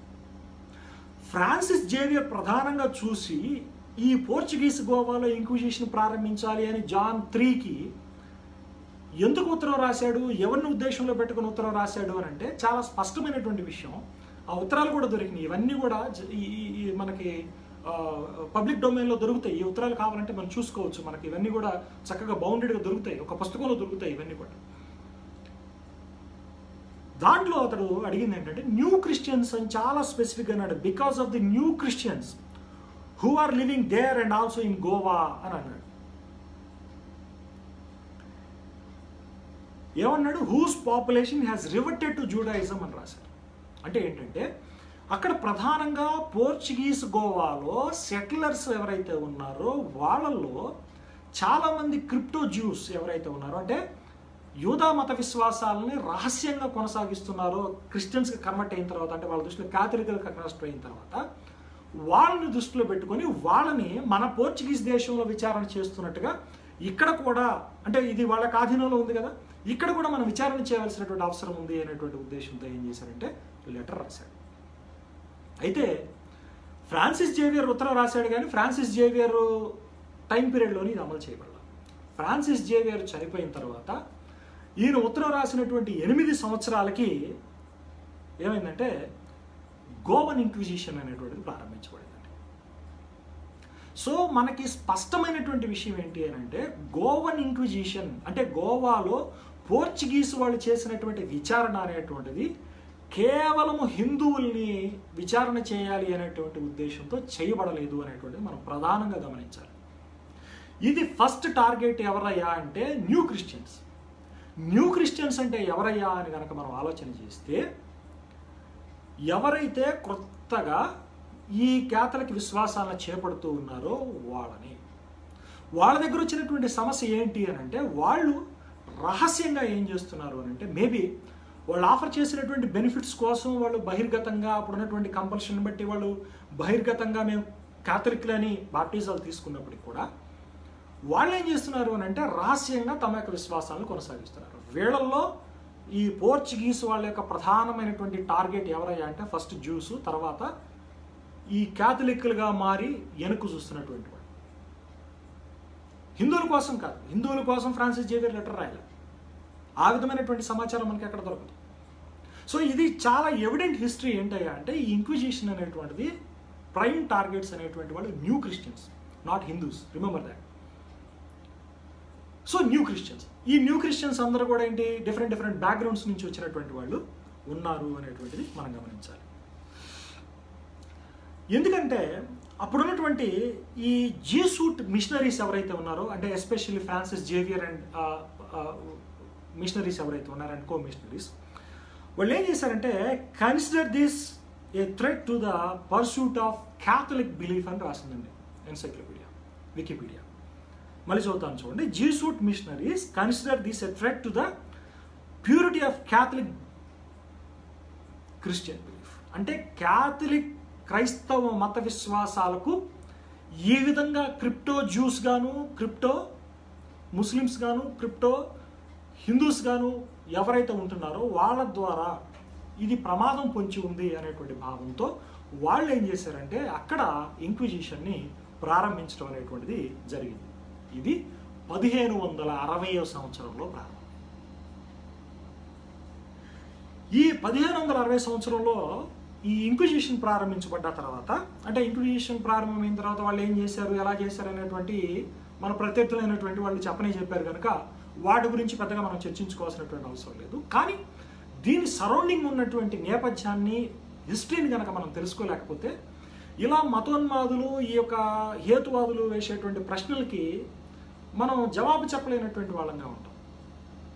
ఇక్కడ మనం పూర్తిగా చరిత్రను చూసినప్పుడు కొన్ని అద్భుతమైనటువంటి విషయాలు తెలుస్తాయి. అవి ఏమిటో, మనం ఎవరు వారసులం, క్యాథలిక్ వారసులమా లేకపోతే ఇంకెవరు వారసులము, మనం ఏంటి అనేటువంటి విషయాలు కూడా ఇక్కడ ప్రస్తావన వస్తుంది. నేను వాటిని కూడా నేను చెప్పేటువంటి ప్రయత్నం చేస్తాను. ఇక్కడ ఈ పోర్చుగీస్ ఇంక్విజిషన్ ఏదైతే ఉందో, ఈ పోర్చుగీస్ ఇంక్విజిషన్ ఏం చేశారంటే ఎస్పెషల్లీగా ఈ గోవాలో వీళ్ళు ఏం చేశారంటే, చూడండి వికీపీడియా చెప్తున్నటువంటి విషయాలు చూడండి. The inquisition persecuted Hindus, Muslims, Bene Israels, new Christians and Judaizing the Nazarenes by the colonial era Portuguese government and Jesuit clergy in Portuguese India అని అన్నారు. అంటే హిందూస్ని, ముస్లిమ్స్ని, బెనీ ఇజ్రాయిల్ని, అంతేకాకుండా ఈ జూడాయిజింగ్ నాజరీన్స్ అన్నారు. అంటే ఏంటి, నజరేతు ఓవుని ఫాలో అయ్యేటువంటి వాళ్ళు, అంటే it's a kind of Jewish sector. So వాళ్ళని వీళ్ళు విచారణ చేశారు. సో చాలా స్పష్టమైనటువంటి విషయం ఏంటంటే ప్రైమ్ టార్గెట్స్ అనేటువంటి వాళ్ళు, ఎస్పెషలీగా ఈ యొక్క ఇంక్విజిషన్ పేరుతో ప్రైమ్ టార్గెట్స్ అనేటువంటి వాళ్ళు హిందువులు కాదు, new Christians and those who are newly converted, aka known as new Christians. So క్రైస్తవుల్ని ఎవరైతే గాడి తప్పుతున్నారో వాళ్ళని విచారణ చేయడానికి ప్రారంభించబడింది, వాళ్ళని దృష్టిలో పెట్టుకొని విచారణ చేయడం జరిగింది. తర్వాత స్థాయిలో ఏమైంది అని అంటే, ఈ ఇంక్విజిషన్ అనేటువంటిది, విచారణ అనేటువంటిది ఆ ప్రాంతంలో ఇతరుల మీదకు పాకి. ఇది సుమారు నేను కొనసాగింది 1820 వరకు కూడా కొనసాగింది. అంటే పోర్చుగీస్ హవా అక్కడ ఉన్నంత వరకు, పోర్చుగీస్లో ఇంక్విజిషన్ అనేటువంటిది రద్దయ్యేంత వరకు కూడా వాళ్ళ ఆధీనంలో ఉన్నటువంటి ఈ పోర్చుగీస్ గోవాలో కూడా దాన్ని కొనసాగించారు. సో కనుక ఇక్కడ వీళ్ళు ఏం చేశారు అంటే, ఇంకొక చిన్న కొసమెరకు కూడా చెప్తాను చూడండి. క్యాథలిక్ మిషనరీస్ చేసినటువంటి, క్యాథలిక్ ఎవరైతే ఉన్నారో ఈ క్యాథలిక్ క్రిస్టియన్స్, అక్కడ ఉన్నటువంటి జీసూట్ మిషనరీస్ వాళ్ళు చేసినటువంటి ఇంకొక తప్పిదాన్ని కూడా నేను చెప్తాను చూడండి. వాళ్ళు ఏం చేశారంటే, ఈ గోవాలో ఉన్నటువంటి సాంస్క్రిట్ లిటరేచర్ని, అరబిక్ లిటరేచర్ని, మరాఠీ లిటరేచర్ని, అంటే గోవా పక్కన ఉన్నటువంటి మహారాష్ట్ర మరాఠీ లిటరేచర్ని, అంతేకాకుండా స్థానిక భాష అయినటువంటి కొంకణిని వాళ్ళు ఏం చేశారంటే ఆ లిటరేచర్ మొత్తాన్ని కూడా అక్కడ ధ్వంసం చేశారు. నేను ఈ మాట ఎందుకు చెప్తున్నాను అనేటువంటిది ఇప్పుడు మీకు అర్థమవుతుంది చూడండి. అంతేకాకుండా అక్కడ ఏమన్నాడు చూడండి, ఇంగ్లీష్లో నేను చదివి వినిపిస్తాను. As well as restricted protestant Christian books from entering Goa on Dutch or English merchant ships అన్నాడు. చాలా జాగ్రత్తగా గమనించాలి. Protestant Christian books from entering Goa on Dutch or English merchant ships. ఇది అద్భుతమైనటువంటి విషయం. ఇక్కడ ఏంటి, ప్రొటెస్టెంట్ క్రిస్టియన్స్ అంటున్నారు. వీళ్ళెవరు? వీళ్ళ యొక్క లిటరేచర్ అనేటువంటిది గోవాలోకి ఎంటర్ కాకుండా డచ్ కానీ ఇంగ్లీష్ వాళ్ళ యొక్క వ్యాపార యానం ద్వారా, అంటే వాళ్ళ సముద్రయానం ద్వారా వాళ్ళతో పాటు ప్రయాణం చేసి వచ్చేటువంటి ప్రొటెస్టెంట్ మిషనరీలు లేకపోతే మిషనరీ లిటరేచర్ని రాకుండా, భారతదేశంలో గోవాలోకి రాకుండా అడ్డుకున్నారు అని చెప్తున్నాడు. ఆల్రెడీ చరిత్ర ఏం చెప్తుంది అక్కడ, వాళ్ళు అరబిక్ లిటరేచర్ కానీ, సాంస్క్రిట్ లిటరేచర్ కానీ, మరాఠీ లిటరేచర్ని కానీ, అంతేకాకుండా స్థానిక భాష అయినటువంటి గోవాలో ఉన్నటువంటి స్థానిక భాష అయినటువంటి కొంకణిని కానీ వాళ్ళు అక్కడ అడ్డుకున్నారు. అంతేకాదు, దాంతోపాటుగా వాళ్ళు అడ్డుకున్నటువంటిది మరొక విషయం ఏంటి అంటే, ప్రొటెస్టెంట్ లిటరేచర్ని వాళ్ళు అడ్డుకున్నారు. So who are those Protestants? ఎవరు? Who are those? ఈ ప్రొటెస్టెంట్ క్రిస్టియన్ లేదా ప్రొటెస్టెంట్ మిషనరీలు ఎవరు? అసలు ప్రొటెస్టెంట్ ఏంటి? ఇది మనం ఇక్కడ చాలా జాగ్రత్తగా గమనించాలి. ఎందుకనంటే మనం క్యాథలిక్లమా ఇప్పుడు, లేకపోతే మనం ప్రొటెస్టెంట్స్మా, ప్రొటెస్టెంట్ క్రిస్టియన్స్మా? ప్రొటెస్టెంట్ క్రిస్టియన్స్ అని ఎవరినన్నారు? ఇది మనం చాలా జాగ్రత్తగా గమనించాలి. 1517వ సంవత్సరంలో క్యాథలిక్ బిషప్ అయినటువంటి మార్టిన్ లూథర్ కింగ్ ఏం చేశాడు అంటే, ఈ పోపు లేకపోతే క్యాథలిజంలో ఉన్నటువంటి 95 తప్పుల్ని 1517 సంవత్సరంలో విటన్బర్గ్లో ఉన్నటువంటి కోటకొడ గుమ్మానికి ఈ 95 తప్పుల్ని వేలాడదీసి ప్రశ్నించాడు. ఇవి క్యాథలిక్ల యొక్క సమాజంలో మత విశ్వాసాల్లో తప్పుగా కొనసాగుతున్నటువంటి సిద్ధాంతాలు అని. దానికి గాను ఆయన్ని ఇంక్వైరీ చేయాలి, విచారణ చేయాలి అనుకున్నటువంటి టైం పీరియడ్లో ఆయన కొన్ని అనూహ్యమైనటువంటి రీతిలో అతను అక్కడి నుంచి తరలించబడి లాటిన్ భాషలో ఉన్నటువంటి బైబిల్ని తీసుకొని జర్మనీ దేశానికి వెళ్ళి జర్మన్ భాషలోకి తర్జుమా చేసి జర్మనీ ప్రజలకు మొట్టమొదటిసారిగా బైబిల్ అందించినటువంటి ఘనత మార్టిన్ లూథర్ గారికి. సో మార్టిన్ లూథర్ ఏం చేశాడు అంటే, ఈ క్యాథలిక్లు చేస్తున్నటువంటి తప్పుల్ని, వాళ్ళ మత విశ్వాసాల్లో ఉన్నటువంటి లోపాలని ఎండగట్టినప్పుడు 1517 సంవత్సరంలో లూథర్కు మద్దతు ఇచ్చినటువంటి వాళ్ళని, ఇదే విధమైనటువంటి బాణిలో ప్రయాణం చేసినటువంటి వాళ్ళని వీళ్ళు ఏమన్నారంటే ప్రొటెస్టెంట్స్ అన్నారు. ప్రొటెస్ట్ అంటే ఏంటి? తిరుగుబాటు చేయటం. క్యాథలిక్ మత విశ్వాసాలను ప్రశ్నించినటువంటి వాళ్ళు దాన్ని ప్రొటెస్ట్ చేశారు, వాళ్ళు ఎండగట్టారు, తమ యొక్క నిరసన తెలియజేశారు క్యాథలిక్ చేస్తున్నటువంటి పనులు ఉన్నటువంటి తప్పిదాలు. సో వాళ్ళు ప్రొటెస్టెంట్స్ అనేటువంటి వాళ్ళు. ఈ 1517లో లూథర్ ద్వారా జరిగినటువంటి రిఫార్మేషన్ ద్వారా, లూథర్, జ్వింగ్లీ, తర్వాత చాలామంది పండితులు ఉన్నారు, వీళ్ళందరూ కూడా క్యాథలిక్లు అప్పటి వరకు ఈ 1000 సంవత్సరాల పైగా మరి వాళ్ళు చేసుకుంటూ వచ్చినటువంటి తప్పులు కానీ అకృత్యాలను కానీ బైబిల్ మద్దతు లేనటువంటి వాటిని అన్నింటిని కూడా వాళ్ళు ప్రశ్నించడాన్ని బట్టి వాళ్ళు ఏమయ్యారంటే క్యాథలిక్లకి తిరుగుబాటు చేసినటువంటి వాళ్ళు అవటాన్ని బట్టి వాళ్ళందరినీ కూడా ఏమన్నారంటే ప్రొటెస్టెంట్స్ అన్నారు. సో ఇక్కడ ఏం జరిగింది అంటే ఈ పోర్చుగీస్ గోవాలో ఈవెన్ ప్రొటెస్టెంట్స్ని ఎంటర్ కానియకుండా అక్కడ ఉన్నటువంటి క్యాథలిక్స్ అడ్డుకున్నారు. సో ఇప్పుడు వస్తున్నటువంటి ప్రశ్న ఏంటంటే, హూ ఆర్ వి? మనం ఎవరిమి?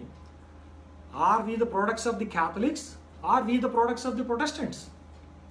మనం ప్రొటెస్టెంట్ మిషనరీల ద్వారా, వాళ్ళ పరిచర్య ద్వారా మనం సత్యాన్ని తెలుసుకొని క్రైస్తవులుగా అయినటువంటి వారమా, లేకపోతే ఈ క్యాథలిక్ నేపథ్యం నుంచి వచ్చినటువంటి వాళ్ళమా మనం? ఇది మనం ఆత్మపరిశీలన చేసుకోవాలి, విచారణ చేసుకోవాలి. ఇక్కడ ఏమవుతుందంటే హిస్టరీ కాస్త 2 భాగాలుగా విడగొట్టబడుతుంది. ఇక్కడ నుంచి 15వ శతాబ్దం నుంచి సపరేట్గా చూడాల్సినటువంటి అవసరం వస్తుంది. Catholic history, Christian history, Protestant history, Protestant Christian history. ఇక్కడ ఒక సహోదరుడు మిషనరీలని మన తల్లిదండ్రులు అన్నందుకు వాళ్ళు చాలా హేళనగా మాట్లాడుతూ ఇంక్విజిషన్ అనేటువంటి దాన్ని తీసుకొచ్చారు. అక్కడ ఆ సహోదరుడు మాట్లాడినటువంటి పాయింట్లో ఉన్నటువంటిది ఎవరంటే ప్రొటెస్టెంట్ మిషనరీస్. క్యాథలిక్ మత విశ్వాసాలను, క్యాథలిక్లో ఉన్నటువంటి తప్పుల్ని ప్రశ్నించి ఇవి బైబిల్లో ఉన్నటువంటివి కాదు, ఇవి బైబిల్ సమ్మతమైనటువంటివి కావు, ఇవి బైబిల్లో లేనివి అని ప్రశ్నించినటువంటి వాడు. ఇదే ప్రశ్న మనం కూడా వేస్తున్నాం.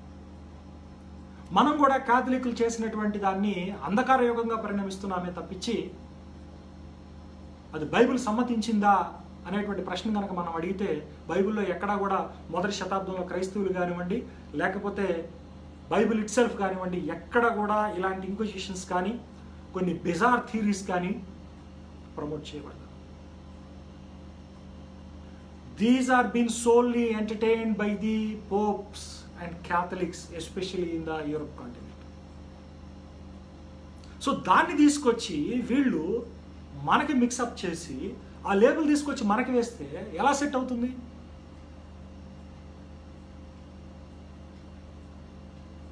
ఆ పాపం ఎవరిది? ఇది మనం చాలా జాగ్రత్తగా ఆలోచించాలి. ఇలా ఆలోచిస్తే చాలా స్పష్టమైనటువంటి విషయం ఏంటి అంటే, క్లుప్తంగా చెప్తాను చూడండి. ఇక్కడ ఇంక్విజిషన్ అనేటువంటిది launched and continued or carried out by Catholics. క్యాథలిక్లు అనేటువంటి వాళ్ళు ఈ ఇంక్విజిషన్ ప్రారంభించారు. ఎందుకు? క్యాథలిక్ మత విశ్వాసాలను కాపాడుకోవటానికి. వాళ్ళు ఏదైతే తప్పుడు మతము అని భావించారో, తప్పుడు అభిప్రాయం అని భావించారో వాటిని అణిచివేయటానికి. ఎవరైతే మత విశ్వాసాలను విడిచిపెట్టి వెనుక చూస్తున్నారో వాళ్ళని విచారణ చేయడానికి వాళ్ళు ప్రారంభించుకున్నారు వాళ్ళ దేశం. తదనంతరం వాళ్ళ ఆధీనంలోకి వచ్చినటువంటి భూభాగాల్లోకి వాళ్ళు విస్తరించారు. అంటే ఉదాహరణకు మనం పోర్చుగీస్ గోవా ఇంక్విజిషన్ గురించి మాట్లాడుకుంటున్నాం కనుక, ఈ పోర్చుగీస్ వాళ్ళు ఈ ఏజ్ ఆఫ్ ఎక్స్ప్లోరేషన్లో వాళ్ళు ఎక్కడెక్కడైతే తమ యొక్క సామ్రాజ్యాన్ని విస్తరించారో ఆ ప్రాంతాలకు, even it expanded to the South American continents. South American భూభాగాల్లో కూడా వెళ్ళింది.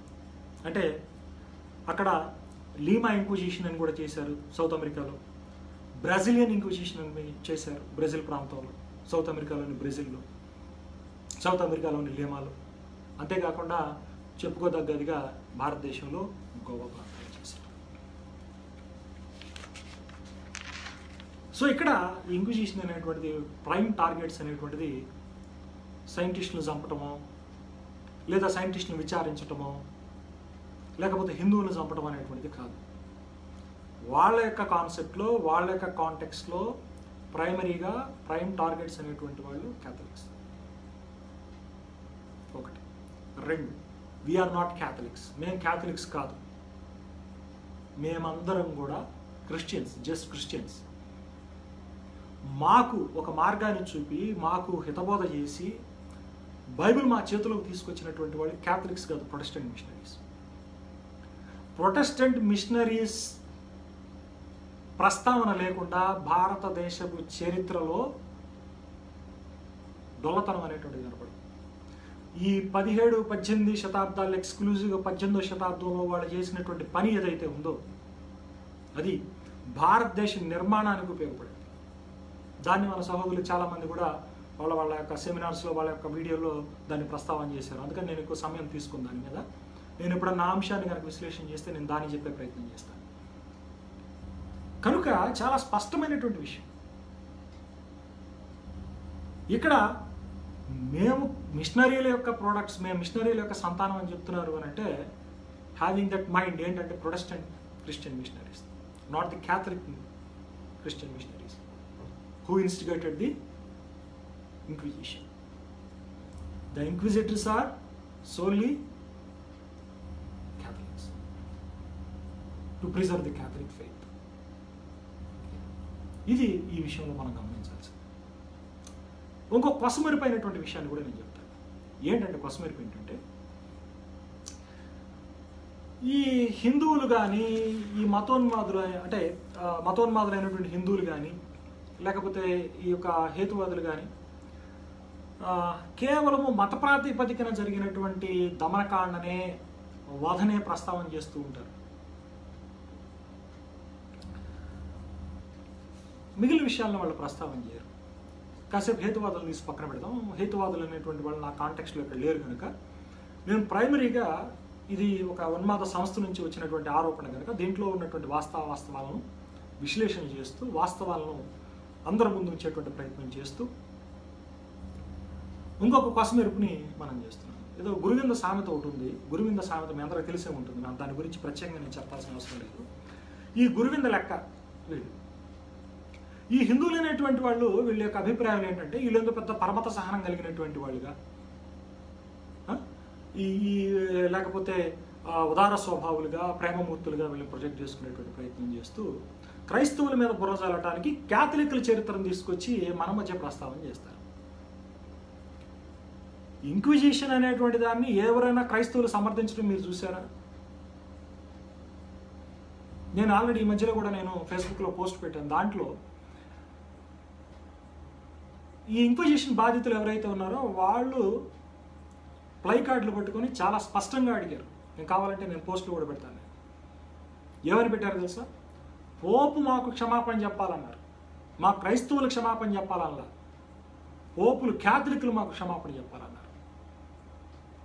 వాళ్ళకున్నటువంటి ఆ డిఫరెన్స్, వాళ్ళకి తెలిసినటువంటి డిఫరెన్స్ ఈ ఉన్మాదులకు ఎందుకు తెలియట్లేదు అంటే చరిత్ర తెలియకపోవడం, చరిత్రను వక్రీకరించడం.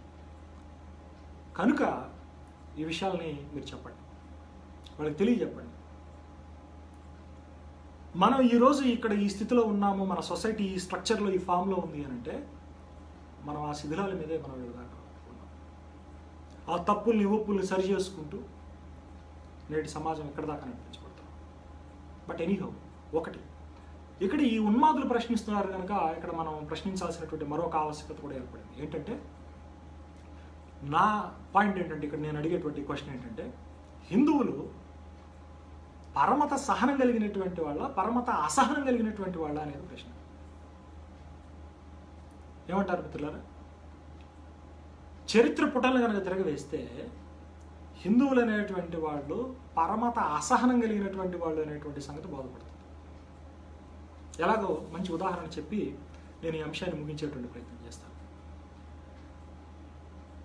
7వ శతాబ్దంలో యువాన్ చాంగ్ అనేటువంటి ఒక చైనా ప్రయాణికుడు రాసినటువంటి గ్రంథంలో, అంటే ఆయన రాసుకున్నటువంటి గ్రంథంలో శశాంక అనేటువంటి ఒక గౌడ సామ్రాజ్యానికి సంబంధించినటువంటి, అంటే గౌడ రాజ్యానికి సంబంధించినటువంటి, అంటే బెంగాల్కి సంబంధించినటువంటి రాజు అండి. అతని గురించి ప్రస్తావన చేశాడండి ఈ యువాన్ చాన్ అనేటువంటి, యువాన్ సాంగ్ అంటారు. చైనీస్ ట్రావెలర్, చైనా దేశానికి సంబంధించినటువంటి ఒక ప్రయాణికుడు భారతదేశాన్ని దర్శించినప్పుడు 7వ శతాబ్దంలో అక్కడ జరుగుతున్నటువంటి దాన్ని తన దీంట్లో రాసుకున్నాడు, డైరీలో రాసుకున్నాడు. అక్కడ ప్రస్తావన చేసింది ఎవరంటే గౌడ రాజ్యానికి సంబంధించినటువంటి శశాంక అనేటువంటి రాజు గురించి ప్రస్తావన చేశాడు. అతడు శివభక్తుడు. ఈ బెంగాల్ చరిత్రను కనుక మనం చదివేటప్పుడు శశాంక అనేటువంటి రాజుకు ఒక ప్రామినెన్స్ ఉంది, ఒక ప్రాధాన్యత, ఒక ప్రత్యేకమైనటువంటి స్థానం ఉంది అతనికి. అతడు చేసినటువంటి దాష్టికాన్ని నేను చెప్తాను చూడండి. అతడు ఏం చేశాడంటే,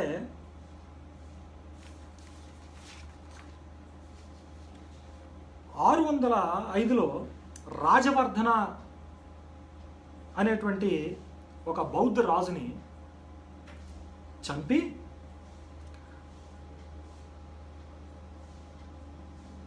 బోధిగయలో బుద్ధుడు జ్ఞానోపదేశం పొందినాడు అనేటువంటి చెట్టు ఉంది కదా, బోధి చెట్టు. ఆ బోధి చెట్టుని కోకటి వేళ్లతో సహా పెగిలించేసేసి చెట్టును నరికేసి అక్కడ వాడు ఏం చేశాడంటే శివలింగాన్ని ప్రతిష్ఠించాడు.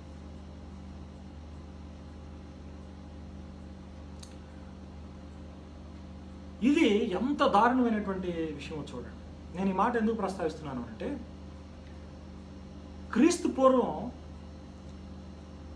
అశోకుడు మౌర్య సామ్రాజ్యం మనకందరికీ కూడా తెలుసు. అంటే క్రీస్తు పూర్వం 368 నుంచి 200 దాదాపు 32 వరకు కూడా అశోకుడు పరిపాలన చేశాడు. అశోకుడు కళింగ యుద్ధం తర్వాత అశోకుడు అహింసావాదిగా మారిపోయి బౌద్ధాన్ని స్వీకరించాడు. అప్పటికే వాళ్ళ నాన్న జైనిజంను కూడా కొంత చేపట్టిన దాఖలాలు ఉన్నాయి, అది వేరే విషయం. అయితే ఈ కళింగ యుద్ధం తర్వాత అక్కడ జరిగినటువంటి హత్యాకాండ, అక్కడ జరిగినటువంటి వధం చూసి 1,00,000 మంది దాకా సైన్యం చచ్చిపోయింది, ప్రజానీకం చనిపోయింది.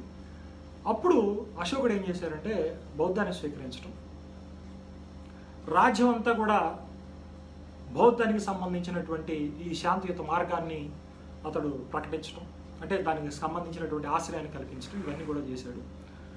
అప్పుడు దాదాపు చరిత్రకు లెక్క ఏంటి అని అంటే 84,000 బౌద్ధ విహారాలు ఉన్నాయి అని చెప్పి భారతదేశ చరిత్ర చెప్తుంది. 84,000 బౌద్ధ విహారాలు దేశం మొత్తం కూడా, సామ్రాజ్యం మొత్తం కూడా ఉన్నాయి. మనకు కూడా చాలా దగ్గర ప్రాంతాల్లో ఇప్పుడు ఉన్నటువంటి, మనకు ఉన్నటువంటి అమరావతి కానివ్వండి, గుంటూరు జిల్లాలో ఉన్నటువంటి అమరావతి కానివ్వండి, బట్టిపోల్లో కానివ్వండి, వాళ్ళు వేసినటువంటి బౌద్ధ స్తూపాలు ఇప్పటికి కూడా ఉన్నాయి. వాటి యొక్క కళాఖండాలు, శిథిలావస్థలు ఇప్పటికి కూడా ఉన్నాయి. అంటే భారతదేశం మొత్తం కూడా ఈ మౌర్య సామ్రాజ్యం ఉన్నప్పుడు ఎవరి అధీనంలో ఉంది అని అంటే ఎవరు, ఏ రాజ్యం, అంటే ఏ రిలీజియన్ డామినెంట్గా ఉంది అని అంటే చాలా స్పష్టమైనటువంటి విషయం బౌద్ధం అనేటువంటిది ఉంది. అప్పుడు దొరికినటువంటి శాసనాలన్నీ కూడా పాళీ భాషలో చాలా స్పష్టంగా ఉన్నాయి. వీళ్ళు చెప్పుకుంటున్నట్టుగా సంస్కృతం కానీ ఇవన్నీ కూడా తర్వాత వచ్చినాయి కానీ అప్పుడు లేవు. సో అప్పటికే భారతదేశంలో ఒక ప్రఖ్యాతిగాంచినటువంటి స్థాయిలో, స్థితిలో బౌద్ధం అనేటువంటిది భారతదేశం అంతా విస్తరించింది. హిందూయిజం ఆ స్థాయిలో లేదు. అయితే ఈ దేశంలో ఉన్నటువంటి హిందూ మతోన్మాద రాజులు ఎవరైతే ఉన్నారో, ఈ 3వ శతాబ్దానికి సంబంధించినటువంటి గుప్తులు కానివ్వండి, చంద్రగుప్తుడు, దాన్ని మళ్ళీ గోల్డెన్ ఎరాగా అభివర్ణిస్తారు హిందువులు. ఏం గోల్డెన్ ఎరానో నాకు తెలియదు కానీ ఈ గుప్తులు వీళ్ళు ఏం చేశారంటే, తర్వాత వచ్చినటువంటి హిందూ రాజులు దేశంలో, అంటే ఎక్కడైతే ఏ దేశంలో అయితే బౌద్ధం పుట్టిందో ఆ దేశంలో బౌద్ధం లేకుండా పూర్తిగా తవ్వేశారండి, పూర్తిగా నిర్మూలన చేశారు. బౌద్ధం భారతదేశంలో పుట్టినటువంటి దేశంలో బౌద్ధం మనుగడ సాధించలేకపోయింది అని అంటే దానికి కేవలం కారకులు ఎవరో తెలుసా? హిందువులు. ఈ హిందువుల్లో ఉన్నటువంటి మతోన్మాద రాజులు. వాళ్ళలో ప్రధానంగా చెప్పుకోదగ్గది శశాంక ఒకడు, ఈ బెంగాల్ రాజు అయినటువంటి బ్రాహ్మణ రాజు అయినటువంటి శశాంక ఒకడు. అంతేకాకుండా శంకరాచార్యుడు ఒకడు, 7వ శతాబ్దంలో వచ్చినటువంటి శంకరాచార్య. శంకరాచార్య గురించి వీళ్ళు ఏందో పెద్ద గొప్పగా చెప్పుకుంటారు. శంకరాచార్య అమానుషమైనటువంటి పనులు చేశాడు ఈ యొక్క బ్రాహ్మణులు, ఈ యొక్క బౌద్ధుల పట్ల. వాళ్ళు ఏం చేశారంటే, అతని యొక్క అనుయాయుడు ఒక అతను ఉన్నాడండి. అతని పేరు కుమరెల్ల భట్ట. కేరళలో బౌద్ధులు అనేటువంటి వాళ్ళు లేకుండా చాలా తీవ్రంగా చంపాడు. దీన్ని చాలా దారుణంగా చెప్పొచ్చు. అంటే ఎట్లా అంటారంటే రిలీజియస్ క్రూసేడ్ చేశాడండి అతను. నేను కావాలంటే చదివి వినిపిస్తాను statement. In Kerala, Shankaracharya and his Hindu fanatic close associate Kumarella Bhatta, an avowed enemy of Buddhism, organized a religious crusade against the Buddhists. We get a vivid description of the pleasure of Shankaracharya on seeing the people of non-Brahmanic faith being burned to death from the book Shankara Digvijaya.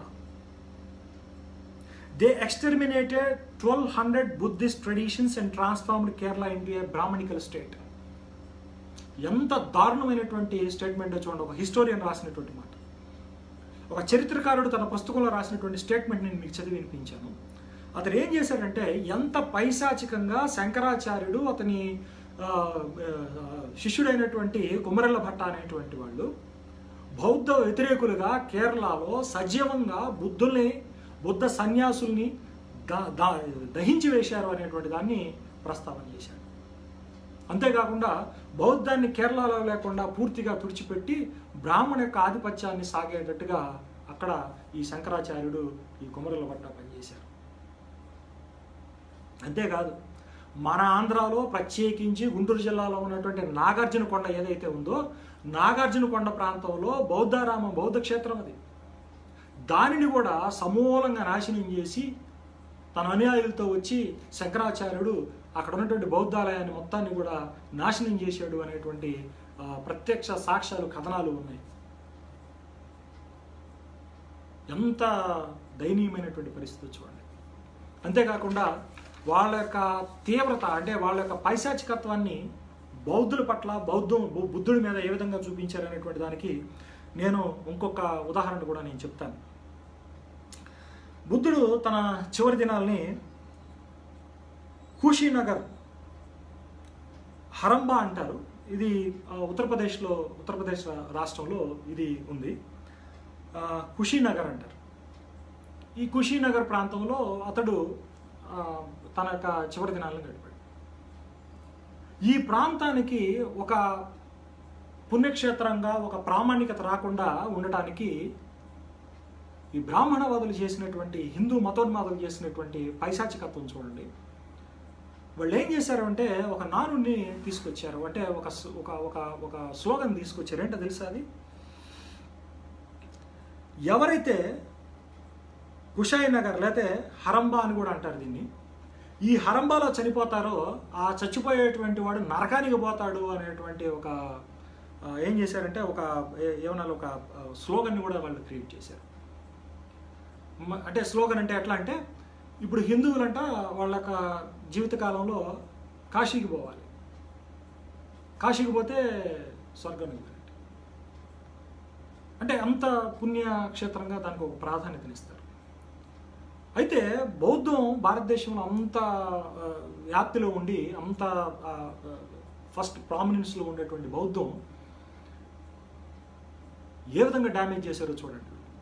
అంతేకాకుండా even founder of the Buddhism, బౌద్ధుడు ఎవరైతే ఉన్నాడో, బౌద్ధుడు చనిపోయినటువంటి కుషాయి నగర్ ప్రాంతాన్ని వాళ్ళు ఒక పుణ్యక్షేత్రంగా కూడా కానికుండా వాళ్ళు తీసుకొచ్చినటువంటి నానుడు ఏంటంటే, ఈ యొక్క కుషాయి నగర్లో కనుక చనిపోతే, ఆ ప్రాంతంలో కనుక చనిపోతే వాడు నరకానికి పోతాడు, వచ్చే జన్మలో గాడిదై పుడతాడు అని ఒక ప్రతీతిని తీసుకొచ్చారు.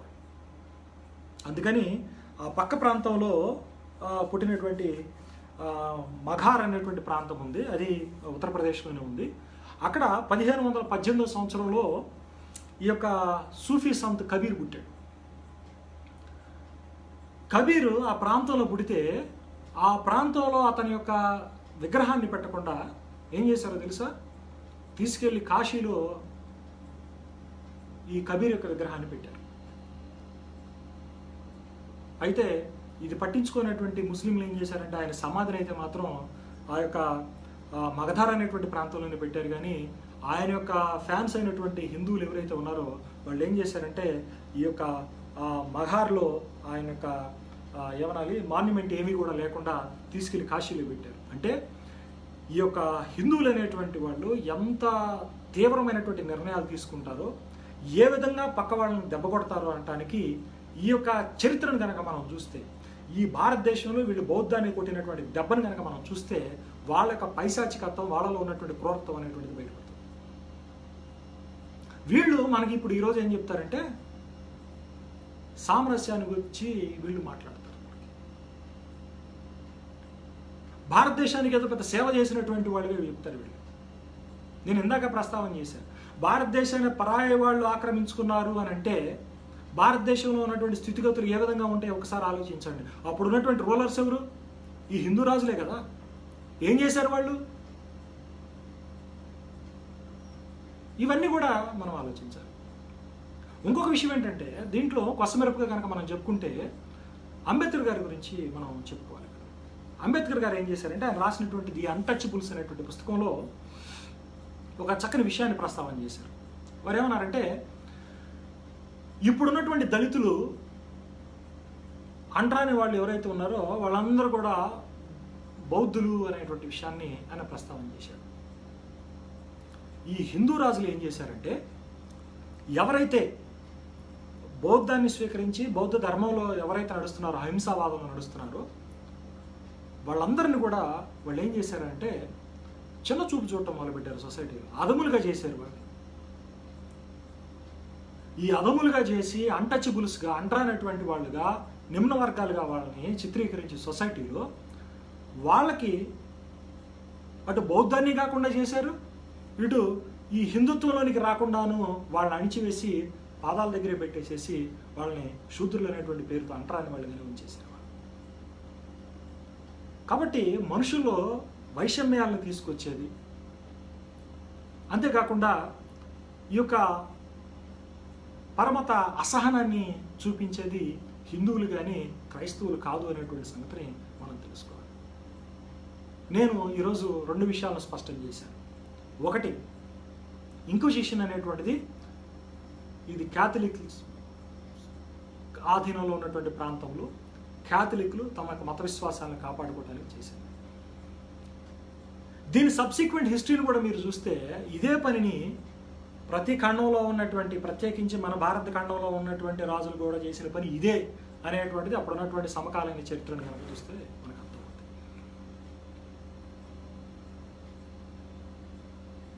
గుప్తులు హిందుత్వం కోసం పాటుపడ్డారు. ఇది 3rd century హిస్టరీ, ఇది భారతదేశం.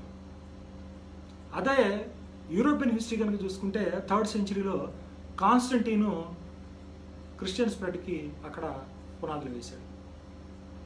ఇది ప్యారలల్ హిస్టరీ. ఇది మనం దీన్ని ఏ విధంగా కాదనగలం? చూసుకోండి, కావాలంటే మీరు ఓన్ రీసెర్చ్ చేసుకోండి, మీకు ఇవన్నీ కూడా అర్థమవుతాయి. కనుక చాలా స్పష్టమైనటువంటి విషయం, ఆ ఇంక్విజిషన్కి నేటి క్రైస్తవులకి సంబంధం లేదు. నేటి క్రైస్తవులు ఎవరో కూడా ఇంక్విజిషన్ని సమర్థించరు. ఇంక్విజిషన్ అనేటువంటిది మరి ముఖ్యంగా ఇట్స్ బైబిలికల్ కాదు. బైబిల్లో ఎక్కడా కూడా ఈ విధమైనటువంటి విచారణలు కానీ, ఈ విధమైనటువంటి ఎక్స్ట్రీమ్ పొజిషన్స్ కానీ ఎక్కడా కూడా ఎంటర్టైన్ చేయబడలేదు అనేటువంటి విషయాన్ని స్పష్టంగా మనం తెలుసుకోవాలి. ఇతర గ్రంథాల్లో, ఇతర మత గ్రంథాల్లో, ఇతర మతాలలో ఈ విధమైనటువంటి ధోరణి ఉంది అని అనడానికి ఆధారాలు ఉన్నాయి, కానీ క్రైస్తవంలో ఎక్కడ కూడా ఆధారాలు లేవు.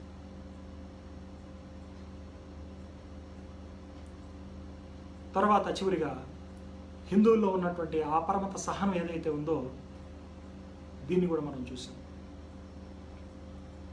దీనిలో ప్రత్యేకించి నేను చెప్పినటువంటి విషయాలు ఏంటంటే భారతదేశంలో హిందూ క్షత్రియ కుటుంబంలో పుట్టినటువంటి రాజు హిందుత్వాన్ని, వేదాల్ని, హిందూ దేవుళ్ళని, వాళ్ళ సిద్ధాంతాల్ని ప్రశ్నించినందుకు గాను అప్పటికే భారతదేశం మొత్తం కూడా వ్యాపించినటువంటి ఆ బౌద్ధాన్ని కోకటి వేళ్లతో పెగిలించేశారు బ్రాహ్మణవాదులు, హిందూవాదులు. ఎంత విచారకరమైనటువంటి, ఎంత శోచనీయమైనటువంటి సంగతి చూడండి. వాళ్ళని తగలబెట్టారు. అంతేకాదు, ఇంకా మనం ఒక చరిత్రను కనుక మనం చూసుకుంటే